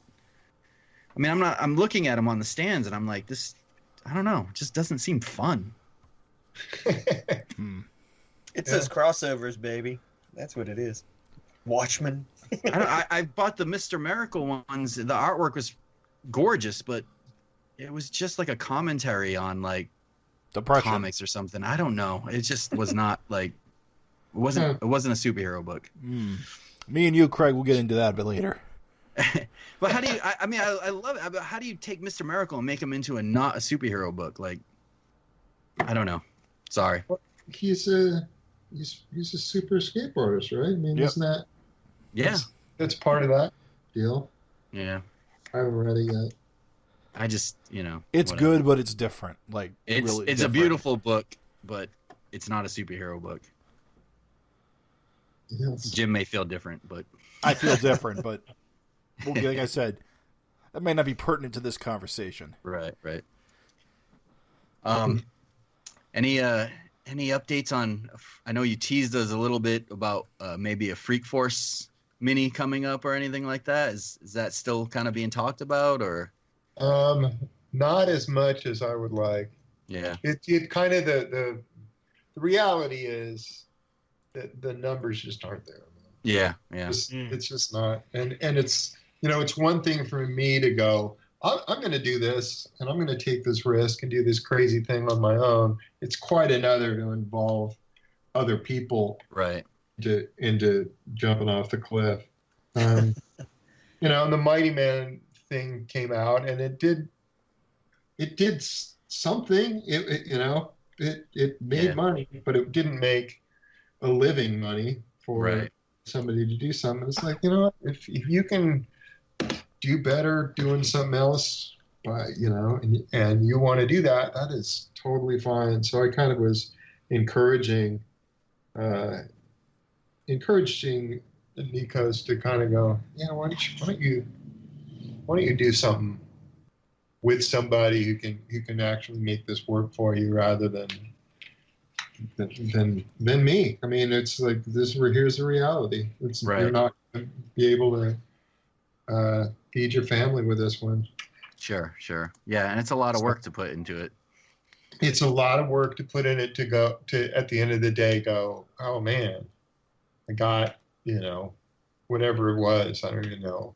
I don't know what you got for it, but it's not a lot. It's like, oh, I got $1,500 for all that work. That's a lot of work, a lot of time, or whatever. I don't even know what number there was, but it's just not enough for you guys to know that the FINcast totally appreciated it and loved it. That's not enough for you. Yeah, fortunately. I mean, it's one, like they say, I'd be fine just going, let me just write this thing, and I don't need to see a dime for it. I don't give a shit. Right. But I can't put that on somebody else. Absolutely. Understood. It's not fair. Yeah. Understandable. When I saw Stretch Armstrong, I was simultaneously happy and my heart sank. I was like, oh. It looks cool. I was like, oh, Freak Force, oh. Yeah, I'm not going to be greedy. He's got some other irons in the fire, and he's going to be doing more comics, and it's like, good. I want him to be able to do that, because I mean, the first stuff I saw from him was stuff where he was drawing and coloring it. Right. I've known him as an artist who I kind of took him away from his love of drawing stuff to go do this book with me. But really, at one point he was doing stuff on his own, and he kind of wanted to be, writing stuff and drawing stuff and coloring it. And so it's like, all right, here, you have opportunities, take them, do something with it. I don't want to hold the guy up. How many years has he been coloring on Savage Dragon now? It's been, what issue did he start? Been a minute. I think 138. Wow. I don't Very know. close to 100 It was like, issues. I feel like was it the Godland issue? Was the Adam Archer issue? Yeah, it was Adam Archer. Which was that? I don't know. I'll look it up. Gavin would know. Gavin would know. Come on. Don't you pay a guy for that? So, I want to ask, where did this Aquaria comic come from? How did that get on your radar? I just this friend who's doing stuff.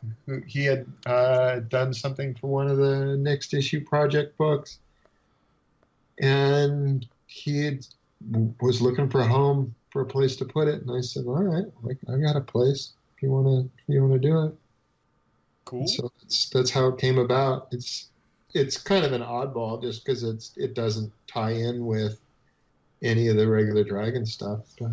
Well, it reminds me of Frank Vasco's Itrian when that was running at the time. Yeah. 'Cause that didn't tie into anything at the time. Yeah, it's like it doesn't all have to circle back. When the Desperate Times stuff didn't. No. Chris Giarrusso stuff occasionally did, but it wasn't like it was integral to the Dragon universe or anything. Are we gonna see more Chris G strips? Because I don't think it was in the newest issue, but he's had a few in the past and they've been hilarious. Yeah, there will be more when I've got room for more. It kind of fluctuates When there's space. month to month, depending on the number of letters and the amount of stuff I've got. Because there are other things that show up. Sure. I love this stuff. I love this stuff. I'd love to see it every month if I could. Just to interject with Nikos' first issue, it was 138 in September 2008. So we're almost on 10 years, which is amazing. And 100 issues. It's Getting close to it. But there was a few Steve Oliff issues come along the way. Yeah. He didn't do 139. I know that. Okay. And so there was a little bit of, he's here, he's doing so, but it's added up. There's been a chunk of them. And it's fun to watch how his colors have evolved in the comic over that time. Oh yeah. And I do remember 138 being blown away by the colors, being like, yeah, this guy's I just remember the shock and the change of the colors and loving it.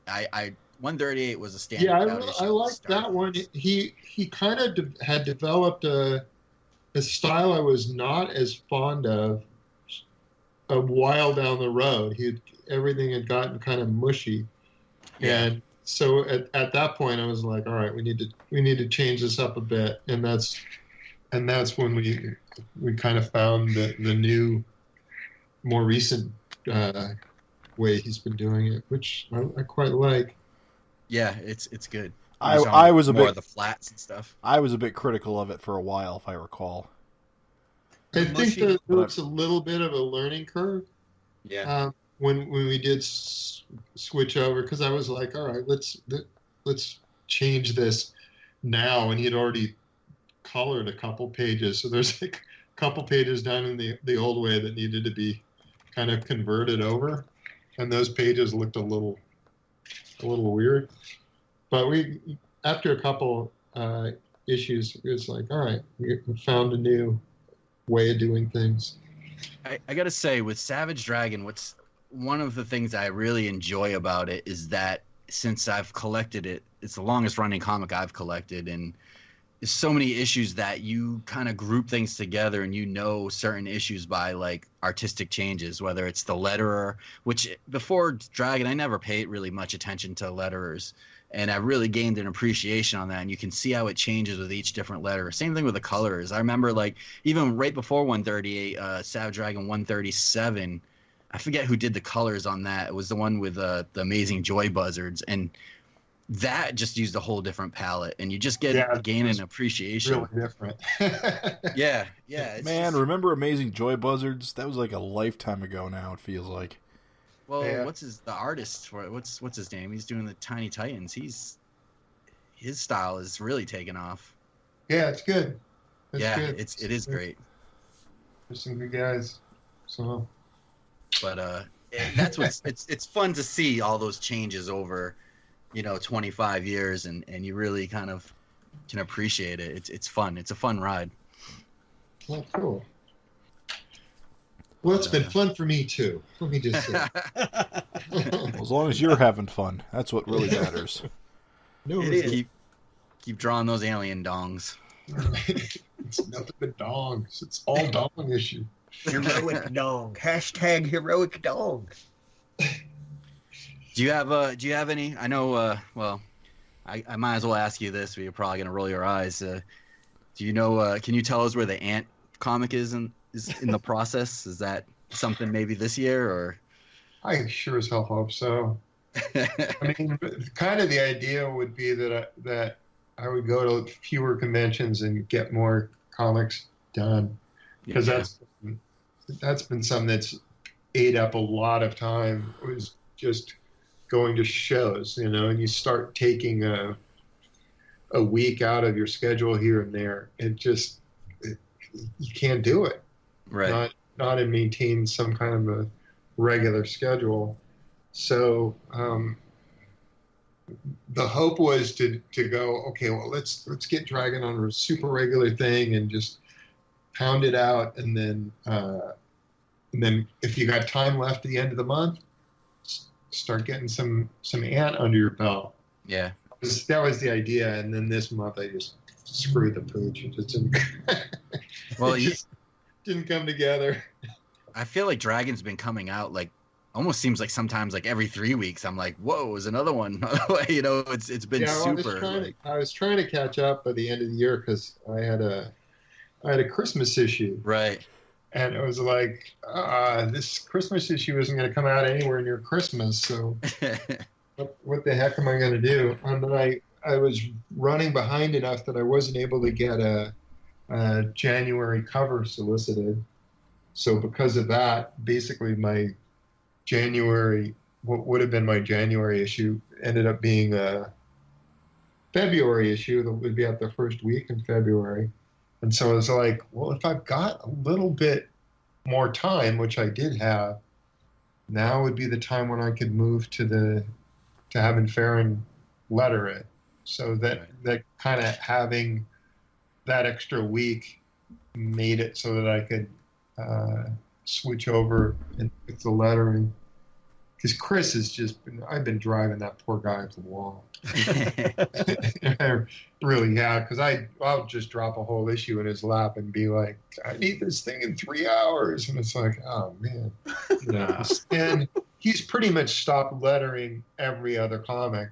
And it was just down to Savage Dragon, and he's been doing all the children's book stuff.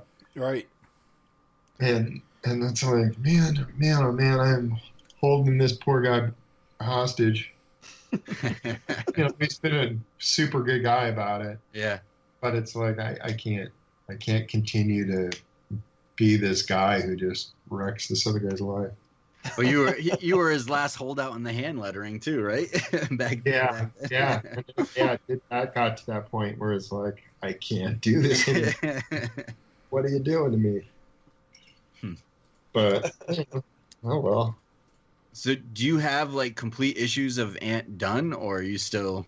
I've got pages that are pencil, so there's stuff that is kind of plotted out and being worked on, but there's not enough that I can go, yeah, this is a whole issue. Right.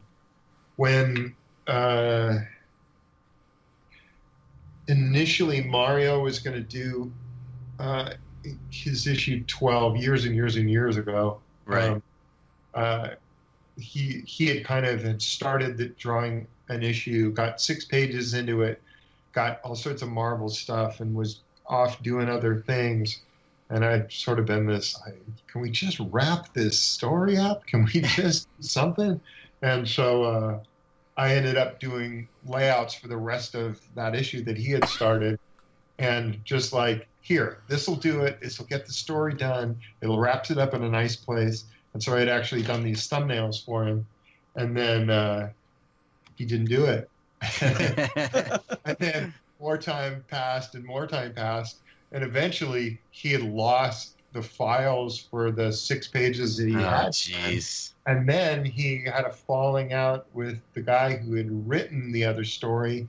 So then it was, I can't even use these characters anymore. And so I was like, all right, well, tell you what, I'll lay out 6 more pages to this thing that just starts the story off with basically the other guy's character's dying immediately, like in a ball of fire, So it's like page 1, boom, hey, all my allies are dead.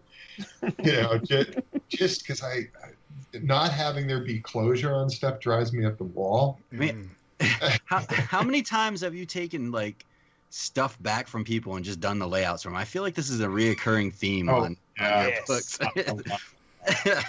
And a lot of the backup stories, there'll be individual panels that I sent back and was like, all right, try it this way and stuff like that. Some people have been super receptive to it and will take the criticism, and other people are like, that's it, that's the straw that broke.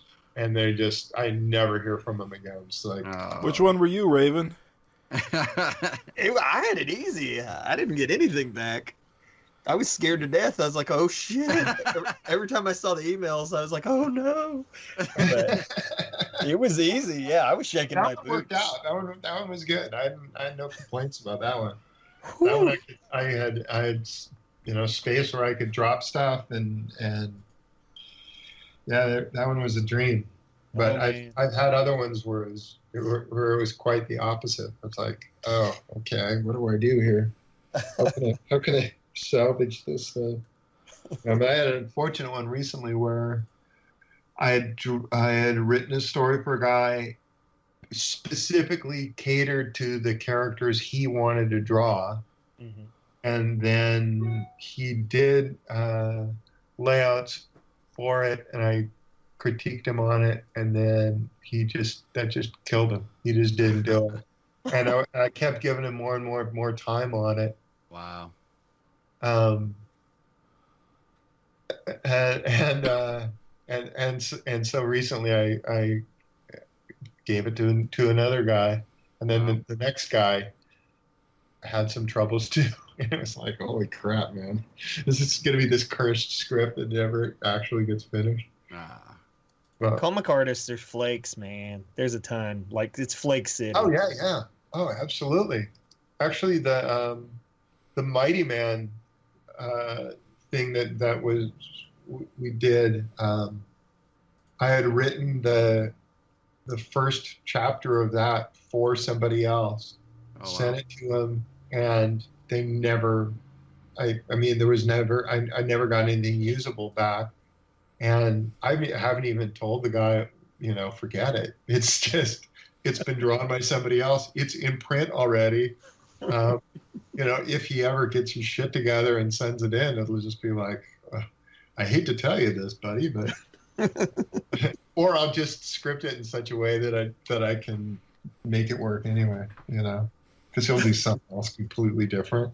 Yeah. And it's funny how that works. You could just put different words coming out of it and shuffle pages around a little bit, and it's like, oh, that's a brand new story. Check it out. It doesn't look the same. It doesn't quite read the same. So. Readers are getting deja vu. I saw this fight scene somewhere before. Seems super familiar. I don't know. Bulldog soldiers again? It's again with the bulldogs. They just turn into cats. It's just a rut. Yeah, it's hard. Collaborations, like, my God, is just like... Well, I just tell this story is like me and my friend. I was like talking to him about Megaton Man and Savage Dragon. I was like, how that crossover went. We should do that. And he's like, yeah. And I was like, because that would be super fun. And he's like, yeah. And I was like, and we have the internet. I was like, they were like FedEx and packages and shit. I was like, we can do this real fast because we just email. And he's like, yeah. That shit has been like years. And it's not gonna happen. I don't think. I don't know. Maybe. We'll see. No, it can just be, it can be Image United, basically. Yeah. Yeah. It's like the shark stopped swimming and now it's dead. Yeah. So that's where that ends up. Sometimes it's like, that sucks. You want that thing to all come together and for it to be a beautiful, beautiful thing. But at some point somebody's got to actually produce some pages. And that's where it falls apart. That's where it all falls apart, Exactly. I just want to point it out that you brought it up. We weren't going to bring it up at all. No, at this point, nobody brings it up. It's been enough years that it's just this dead thing that isn't anywhere. It's not on anybody's radar. Nobody asks me about it anymore. It's just gone. Yeah, I think the times you can't. There's nothing you can do now about it. Yeah, it's No. past. I mean, I have pages here that are done where Malcolm is 9 Little years pipsqueak. Yeah. He's You like know? scrawny, right? Yeah, he's a scrawny little kid, and Angel's in there, and she's this little girl, and it's like this And is Dragon's dead. and Dragon's long dead, you know. It's like, wow, you guys, way to get your shit together. Yeah. Oh, shit happens. It's Yeah, no, stuff happens. What can you do? yeah. Well, I don't know if this is a good wrapping up point. I don't know if Yeah. you guys have other questions. I mean, we kind of went through the gamut. Pretty solid. You mentioned, I'll just throw this out just real quick. You mentioned that you're in a real R-Crumb vibe right now. Like, you got any favorites? Anything that really is like pulling you that you keep going back to? R-Crumb wise? Like a favorite character? I've just been reading all of it because I got a bunch of his sketchbook stuff, so a lot of that's just random running around doing craziness. Mhm. And then the Fantagraphics published the complete Crumb books, and so I've just been reading through those. But my interests they don't last long. You're tired of him already. It's just how that goes. I mean, very often I'll be like, oh, I'm in this Rick Leonardi place. I'm going to do this Rick Leonardi. I get 3 pages in and I'm just like, all right, moving on. It's like trying to sustain something for a full issue can be difficult even, you know, just being like, all right, I'm really into this. And it's like, not so much. It was somewhat different when I was sending stuff to people to be lettered because I'd have to pencil the whole issue in order to start getting stuff back to be inking it. And so it could be somewhat more of one piece, but that's not so much now. Now it's much more kind of all over the place. Man, all right. And I guess lastly, I mean, we're breathing down Invincible's end. And I just wanted to say that the thing that gets me is I see all these bummed out Invincible fans, and I just want to shake them and I want to scream, read Savage Dragon, goddamn you, read it. Yeah. It's like the Genesis. The Genesis. Because they all Yeah, right. you know, it would be weird for them too, because they would be like, wait a minute.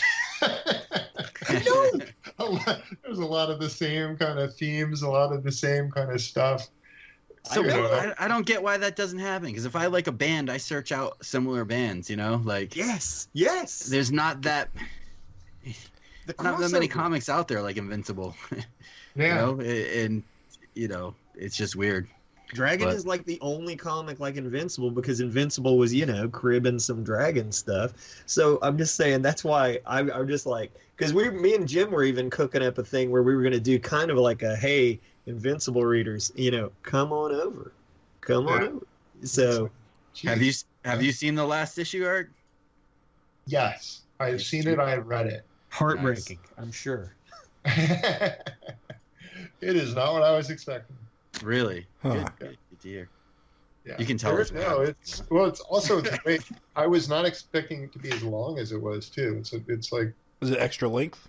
yeah. It's super long. Awesome. Well, we already know there's a Corey and Orion part, so I figured. Yeah. So basically, they both do about an issue's worth of stuff. Shit, yeah. So it's super long, and it's like there's a lot to it. I think it's coming out in 2 weeks. I love both. I'm pretty those sure guys. we'll probably do a post-episode powwow about it when it comes out. It blows my mind that Savage Dragon outlasts Invincible. It's like, Yeah. what the fuck? Yeah.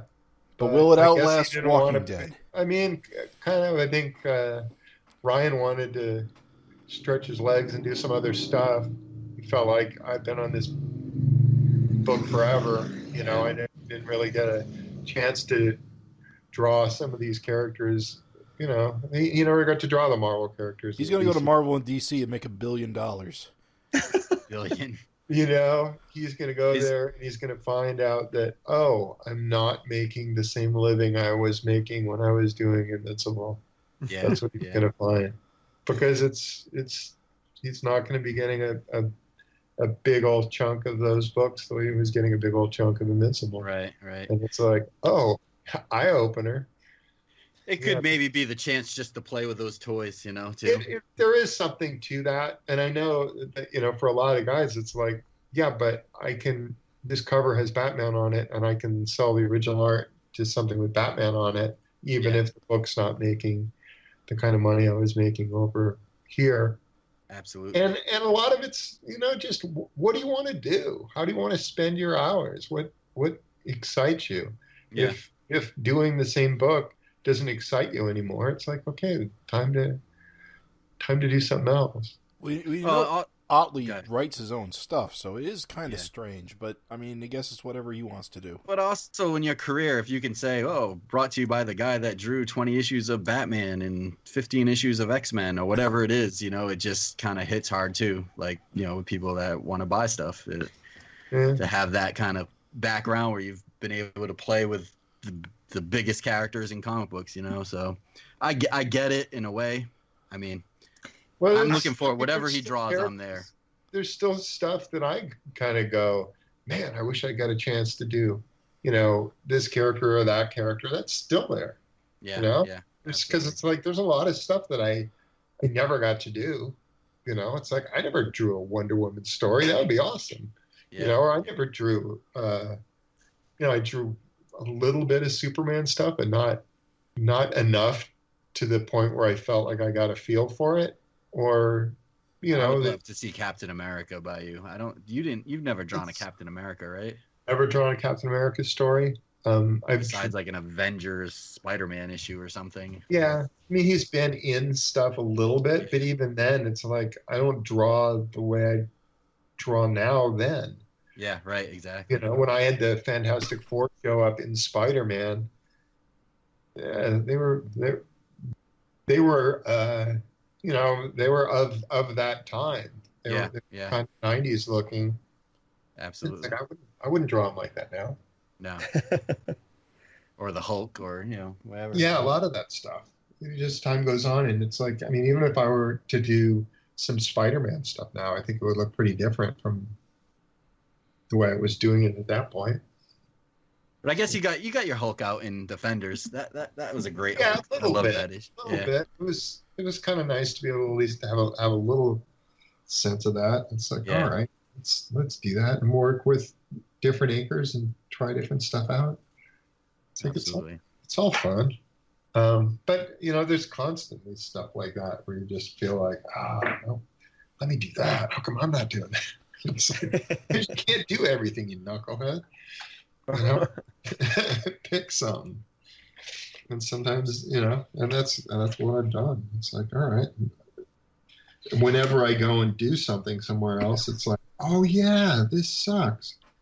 I remember this. This is a miserable experience. You mean somebody can say no? That's no good. You can't just have an idea and then just go with it. That's weird.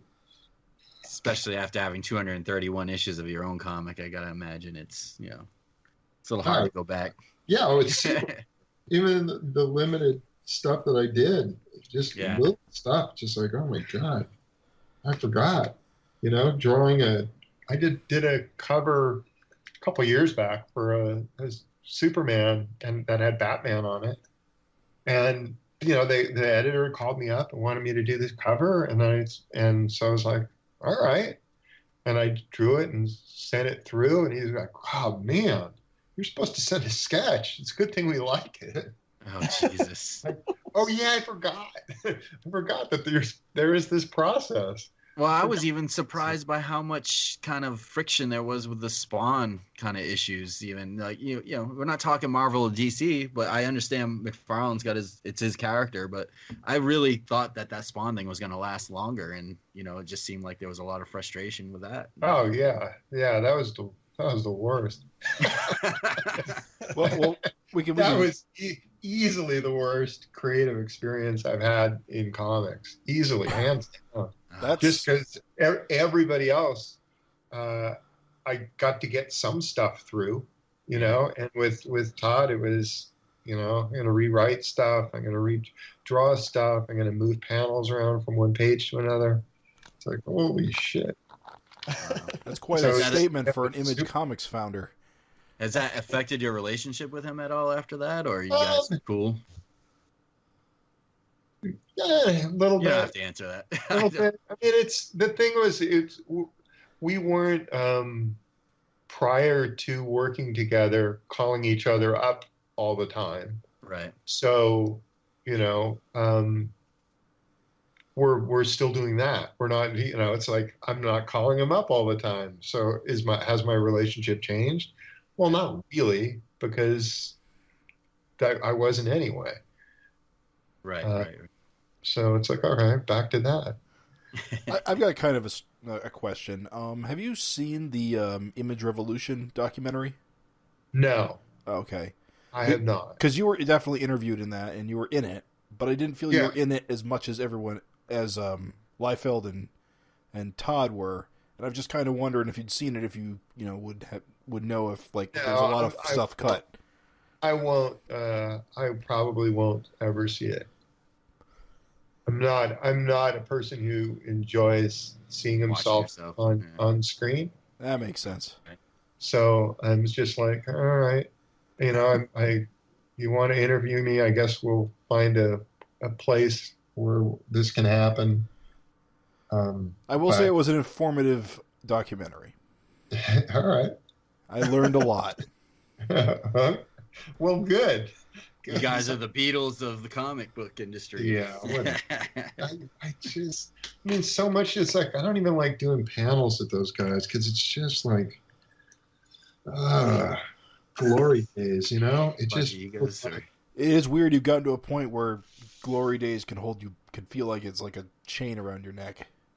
I just like, well, what are you doing now? Don't talk to me about, oh man, there was those huge crowds and it was like we were this. Who gives a shit? Right. That's done. What do you got going on right now, and why should anybody care? Right. Absolutely. I think that's why we're Savage Dragon fans, Eric, because you fucking just never stop making comics, man. You just fucking kept kicking ass. Yeah, let's see some more comics. Come on, guys. Get that part going on. That's what I want to see. Quit talking to me about working with Alan Moore for crying out loud. Come on. We're past that. That was a while ago, Oh yeah, those numbers are really great. Oh, okay, you had a big line at that point. Awesome. What are you working on now? Got a super left field one. Probably, I don't know. Did we even mention this? But a long time ago, you mentioned it was one of the mysteries of the projects that were coming up. There was the Scooby-Doo house. The romantic comedy screenplay, has that died? Is that dead on the vine? It didn't go anywhere. All right, it's done. I wrote it, and it was more of an exercise just to see, like, oh, can I sit down and write a screenplay? And it's like, yeah, I can do it. Nice. Did you ever submit it to any there was some agent dude that I was dealing with for a little while, and then I don't give a shit. Right. And that's where everything all falls apart. Yeah. It'll be like, it's like I was talking with somebody about doing something with Ant for a little while, and it was like there's a lot of back and forth on that, and a lot of scripts and flying this way and that, and it was just like, man, this is eating up so much of my time. I just don't care. I don't care. I'd rather do this as a comic, and I'd rather not talk about it anymore. Can we just move on? Yeah.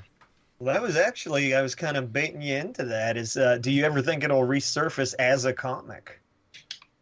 What? Ant? No, the rom-com, the movie. Oh no. I don't Never? Want Okay. no, I don't want to draw it. It's not. It's not something to be drawn. Okay. I just don't see it as that. I see it as it's supposed to be this one thing. If it's not that one thing, then it'll just be that forever. Maybe someday I'll print it somewhere or just put it on the internet or something. But yeah. Some things I think they're just meant to be An certain exercise. things. And I think a lot of times when you translate something from being one thing to being another, it loses a lot in the process. Sure. And I'd rather just have it be what it's supposed to be, if it's going to be anything ever, or just have that be the end of it. Right. Cool. Certain things like that too. You can take ideas from certain parts and use the ideas of things and change them around. There's always dialogue that you can just go, all right, I've seen kids say this. Well, I think we've taken up a lot of your time, and we've kind of gone through the gamut. But we've had a lot of fun talking to you. There's a lot of issues to go through and a lot of questions to be answered. I mean, really, anytime you guys want to do this, I'm down for it. So yeah, we appreciate that. We really enjoy it. So thank you. Yeah. All right. Well, thanks guys for this. Thanks for joining us. Yeah, it's great talking to you. Thank you. I'll get back to drawing more Dragon comics. Thank you. Yeah. Take care. Talk to you later, guys. Bye. Bye. Whew, guys. Whew, boy, are my arms tired. I feel like I've made this joke before. What an interview. What were your arms doing during the interview? The flapping. That's not where my mind went.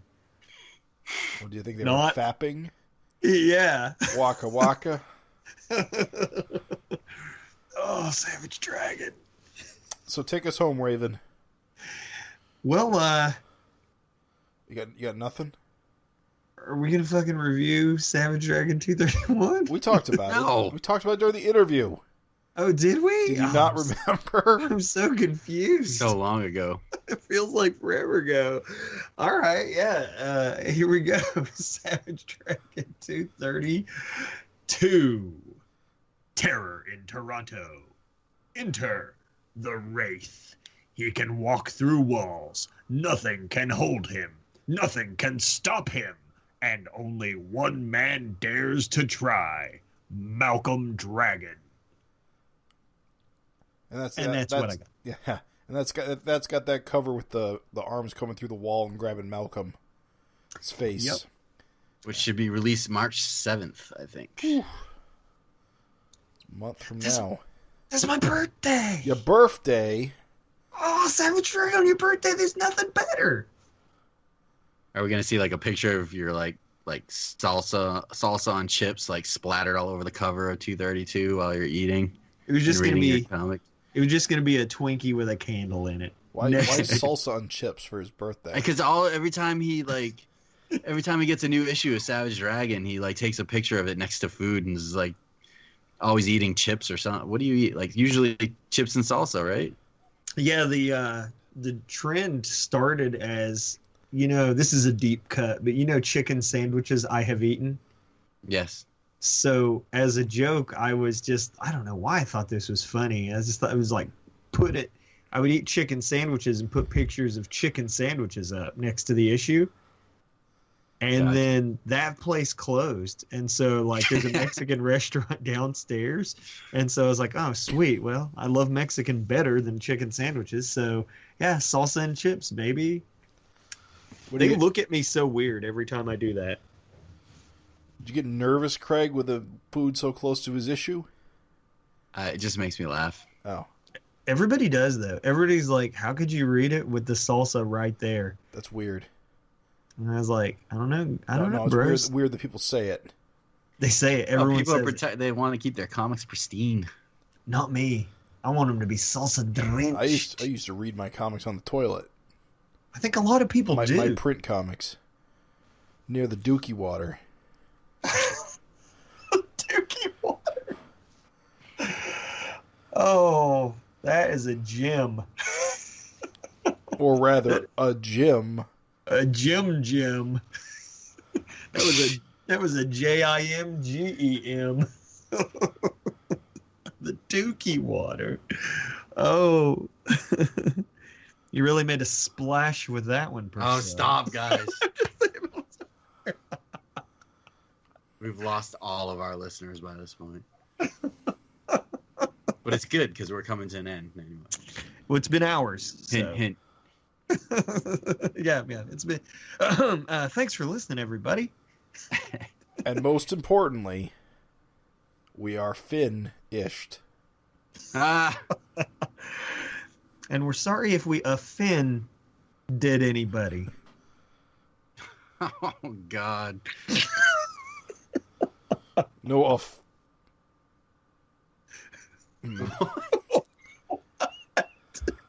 No offense.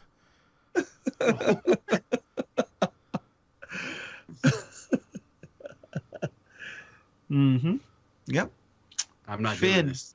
I refuse. I was waiting for you. Come on, Craig. No, I'm not doing it. I refuse. You drink Dookie Water, you jerk. Were you trying to... Finally done here? It's over. There we go. We killed it. It's cool. Peace. Thanks for goofing around with me, guys. Oh, stop. I'm sorry. Please. Jim, end it, please.